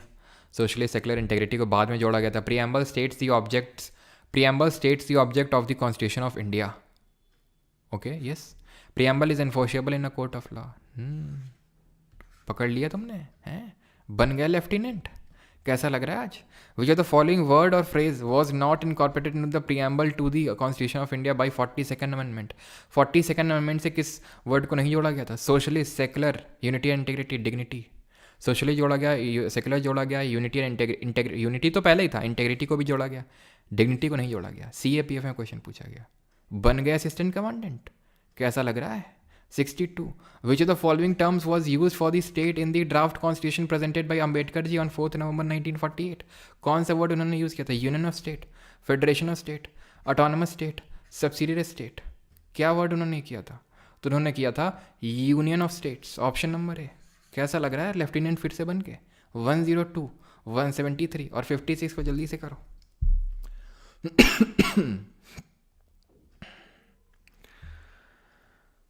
चलो भाई, तो through the 42nd amendment to the constitution of India, which of the following was or were inserted in to the preamble? Liberty of thought expression, belief, faith and worship was, अच्छा, liberty of thought expression and belief was substituted by liberty of thought expression, belief, faith and worship. इसका कहने का मतलब ये है कि पहले faith और वर्शिप नहीं होता था और इसको बाद में इंसर्ट किया गया। कैसी अपमानजनक बातें कर रहे हो? The expression unity of the nation was substituted to the union and integrity of the nation. Yes, option number B answer होगा। हमने सिर्फ 3 ही वर्ड को जोड़ा है और कोई अमेंडमेंट नहीं हुए थे 42nd अमेंडमेंट के अलावा। ठीक है, अगला क्वेश्चन। ठीक है, बॉल डांस के लिए पार्टनर ढूंढने जा रहे हैं। पार्टनर ढूंढा। बॉल डांस का काफ़ी वो क्रेज रहता है नहीं? चलो, with which of the following statements with regard to the preamble to the constitution of India is not correct? The term secular democratic republic was not there in the preamble originally. Not correct. Secular तो नहीं था, बिल्कुल नहीं था।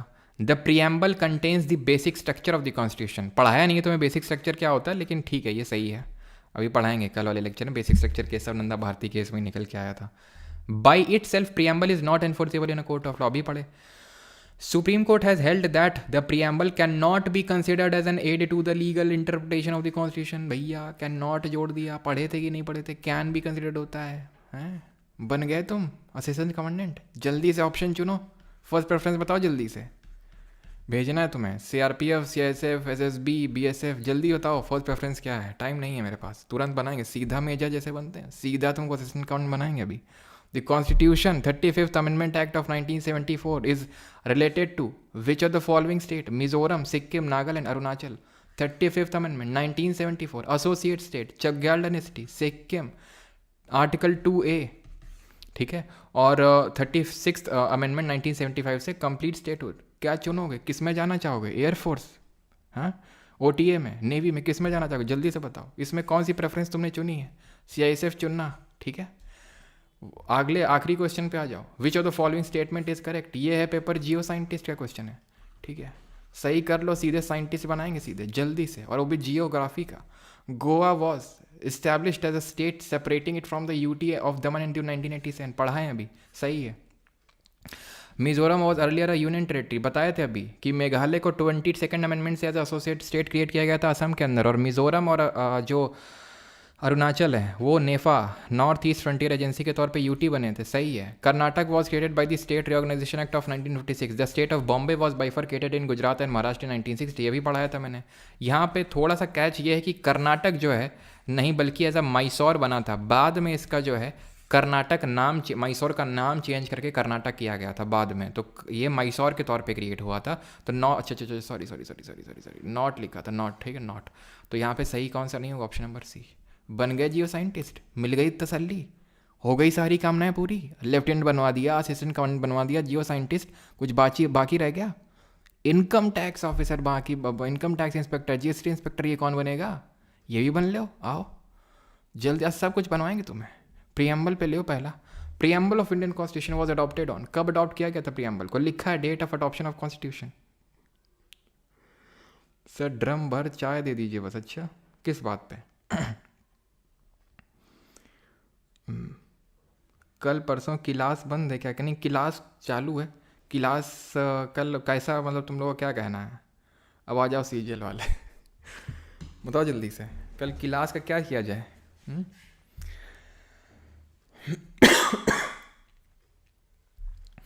Preamble of Indian constitution was adopted on, कब? 26 नवंबर 1949। ये जल्दी जल्दी बनना होता है, जैसे कि अभी ये किस में पूछा गया था? किसी में नहीं पूछा गया, कुछ नहीं बने तुम तो इससे। CHSL सीधा भी तुमसे भी क्लर्क बनवाएंगे जल्दी से CHSL के through. Preamble of constitution describes India as क्या? Unitary state, federal state, secular state या फिर अथी स्टेट? ये सब क्या लिखा हुआ है? सेकुलर स्टेट बताता है, ऑप्शन नंबर सी। बन गए क्लर्क।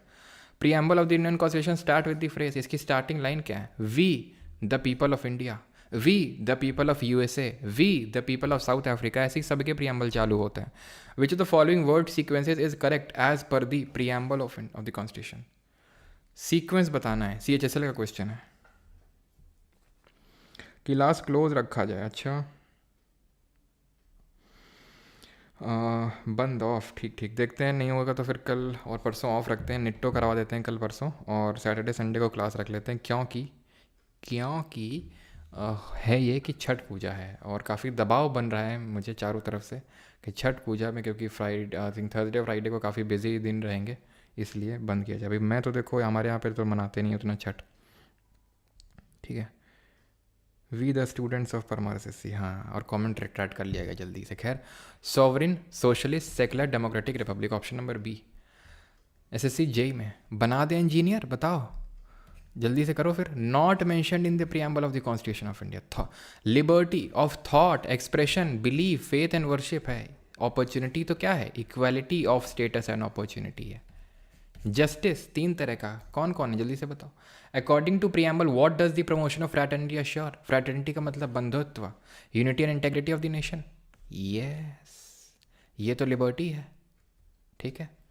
7th, विच वर्ड, अगेन बना दे engineer, unity of nation, which word has been substituted for the word unity of nation? यूनिटी ऑफ नेशन हटा के किस वर्ड को जोड़ा गया 42nd अमेंडमेंट से? तो unity and integrity of the nation को जोड़ा गया, option number C.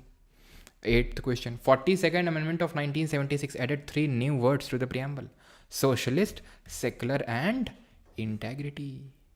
Which of the following was not a part of the original preamble of the constitution? Originally part क्या नहीं था? डेमोक्रेटिक था, रिपब्लिक था, सेकुलर नहीं था, सॉवरिन था, ठीक है। 10th, which of the following noble ideals is mentioned in the preamble of the constitution of India? कौन मेंशन्ड है? आखिरी क्वेश्चन है, इसके बाद पार्ट 1 2 के करेंगे, ठीक है। Liberty of thought, expression, belief, faith and worship, खुद से करो, अब नहीं करवा पाएंगे, पार्ट 1 एंड 2 पे आते हैं। ये PDF आपको मिली जाती है प्राइवेट टेलीग्राम ग्रुप में, तो वहाँ से आप कर सकते हैं। India also known as Bharat is a, India जिसे भारत के नाम से भी जाना जाता है, एक क्या है? It's our fundamental right to have leave on our festival. अच्छा, कौन सा आर्टिकल में है ये पवन कुमार? वीवी सर मार्केट में दिखे थे आप? अच्छा, मैहर का लड़का। कब देख लिया भाई? India also known as Bharat is a union of states, option number B. Which of the following is mention in article, वही सेम चीज़ है, India that is Bharat shall be a union of state. अगला क्वेश्चन करिए, which of the following is an incorrect statement in regard to the meaning of union of state in the Indian context, CHSL 2023। Country was divided into different states for administrative convenience. Country was divided into different states for administrative convenience. पढ़ते हैं। Indian federation was the result of an agreement. ये same चीज़ पढ़ाए थे कि नहीं, कि Indian federation के बीच में कोई रिजल्ट मतलब कोई एग्रीमेंट नहीं है। Federation not being the result of agreement, no state has right to secede from it. ठीक, सब पढ़ी हुई चीज़ें। विच article of the Constitution of India deal with the Union and Territory? Article number 124, part number 1 of constitution, भाग number 1 संविधान का। Which of the following article was amended in the Constitution 5th Amendment Act of 1955 में amend हुआ था? कौन सा article है? 3, 17, 34 या फिर 45? Which of the following article was amended in the Constitution? ठीक है, 5th Amendment याद करो, 1955 बताया थे। आर्टिकल 3, प्रेसिडेंट जो रिकमेंडेशन लेता है स्टेट से, तो स्टिपुलेटेड टाइम में देना होगा एडवाइस उस स्टेट लेजिस्लेचर को। इस चीज़ को ऐड किया गया था 5th अमेंडमेंट से। इसी बार के CHSL के पेपर में पूछा गया है, जीरी 2024। विच of the following part of the constitution, वही सेम है यार, बार बार रिपीट है, कोई नया देखते हैं। ठीक है, अगला है कि सिटीजनशिप से कौन डील करता है? CGL 2023 और CHSL 2024 सिटीजनशिप से वही क्वेश्चन पूछता है। पार्ट कौन सा है, आर्टिकल कौन सा है, और कैसी सिटीजनशिप चलती है और कहाँ से लिए हैं? तो part 2 article 5 to 11 single citizenship और यूके से लिए हैं। और वो आर्टिकल 9, 10 याद करना होता, 9, 10, 11, बस खत्म। डुअल सिटीजनशिप से आप क्या समझते हैं जो USA में चलती है? Citizenship of 2 state simultaneously with in 2 countries. Citizenship of a country along with that of a constituent state, मतलब देश की नागरिकता और जिस राज्य में रह रहे हैं उसकी नागरिकता, ये मतलब होता है डुअल नागरिकता का। In which year was citizenship act pass, कब पास हुआ था भैया? सबको पता है, 1955। एक आखिरी क्वेश्चन कर लो, not a feature of the constitution of India, कौन सा फीचर नहीं है? तो भैया ये भी है, ये भी है, ये भी है, ये नहीं है। कैसा फीचर? ये कैसा फीचर? इंडिपेंडेंट जुडिशरी, ये एक फेडरल फीचर है। ये कैसा फीचर है? Blend of rigidity. तो रिजिडिटी वाला जो चीज़ है वो एक फेडरल फीचर है और एक यूनिटरी फीचर है। और इंडिया में सिंगल सिटीजनशिप चलती है, वो एक यूनिटरी फीचर है। ठीक है, भारत में सिटीजनशिप के पावर को कौन रेगुलेट करता है? Supreme court, governor, president, parliament. Article number 11 को याद करिए। ठीक है, और तो कुछ नहीं है, ये कर लो। Not a way to acquire citizenship, कौन सा एक तरीका नहीं है? ये भी है, ये भी है, ये भी है। रिनंसिएशन से तो अपनी सिटीजनशिप को लूज़ कर देते हैं। ठीक है, बाकी तो है 4-5 क्वेश्चन आपके होमवर्क के लिए, वो आप खुद से करेंगे। एंड यहाँ पे लेक्चर होता है हमारा ख़त्म। किसी कोई डाउट हो तो पूछ सकते हैं, और बाकी कल और परसों छुट्टी रखते हैं फिर। ठीक है, मेन कारण, सिर्फ कारण जो है वो छठ पूजा है।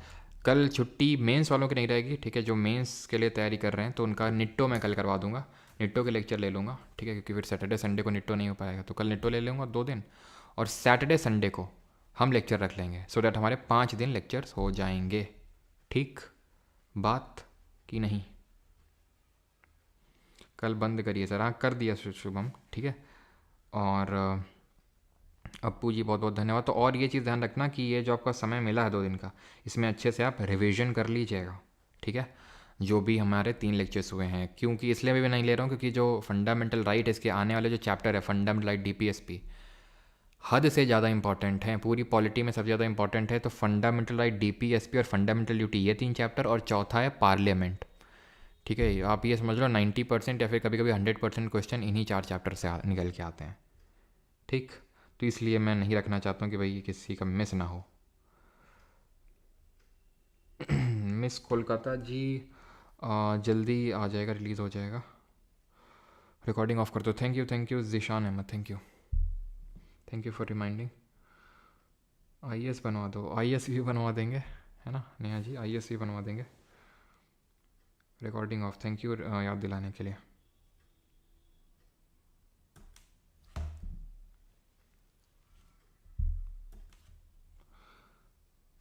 सर आसमा ट्रिक शायद गलत स्पेल हो गई, नहीं तो गलत स्पेल नहीं हुई है।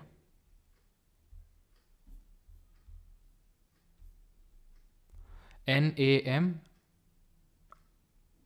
ओके ओके ओके ओके, नहीं नहीं सही तो है, NAMAASMAGK, ठीक है सही है, कोई दिक्कत नहीं है, ठीक है सही है वो। Can I join the batch now या हाइफा नूरा, बिल्कुल आप ज्वाइन कर सकते हो।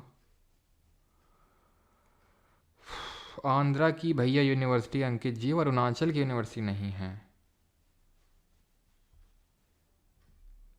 कुछ स्पेशल राइट मिले उनको। नींद आ रही। मेरा मैसेज मत देखिएगा बस। लैंग्वेज बेस पर स्टेट नहीं बनेंगे पर लिंग्विस्टिक बेसिस बनेंगे, डिफरेंस नहीं। अरे भैया आकृति जी, लैंग्वेज का मतलब ही लिंग्विस्टिक होता है। फजल अली ने बोला था कि लिंग्विस्टिक स्टेट बेसिस पे स्टेट बन सकते हैं, लेकिन वन लैंग्वेज वन। अच्छा ठीक है, मैं समझ गया। तो ऐसे आपको पूछना चाहिए था, हम आपका डाउट समझ गया पूरी तरह से, आप क्या पूछना चाहते हो। फजल अली में कुछ लोगों को हो सकता है ये डाउट आया हो, है ना। फजल अली कहाँ गए, फजल अली कहाँ गए, ये रहे फजल अली। इन्होंने ये बोला था कि ठीक है भाषा के आधार पे बनवा लो राज्य को, कोई दिक्कत नहीं है, लेकिन लेकिन लेकिन क्या, लेकिन ये कि अगर हर एक लैंग्वेज के लिए हर एक राज्य बनाने लग गए तो भारत इतने राज्य में विभाजित हो जाएगा जिसकी कोई सीमा नहीं है।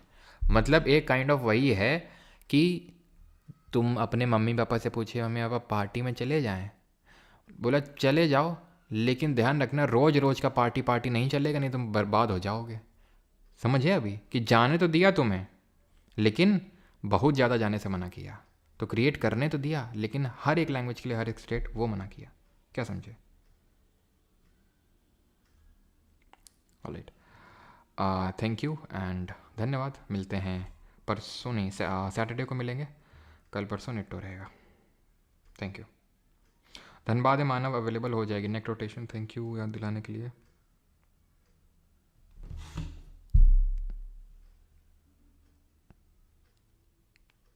लेजेंड जी, पहले वो कनाडा के सिटीज़न ही थे अक्षय कुमार, लेकिन अभी उन्होंने इंडिया की ले ली सिटीजनशिप।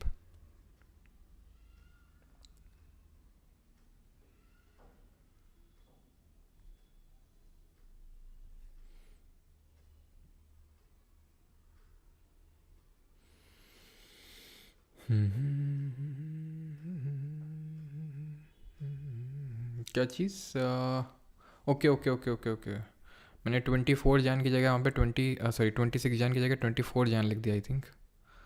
एक सेकेंड भाई, जब संविधान एनफोर्स हुआ था, लागू हुआ था, ठीक है, जब संविधान एनफोर्स यानी कि लागू हुआ था। रिकॉर्डिंग मैंने पहले ही बंद कर दी, मैं बाद में बंद किया करूँगा, है ना, नहीं ऐसे में कुछ करेक्शन वगैरह होते हैं तो। चलो थैंक यू, धन्यवाद।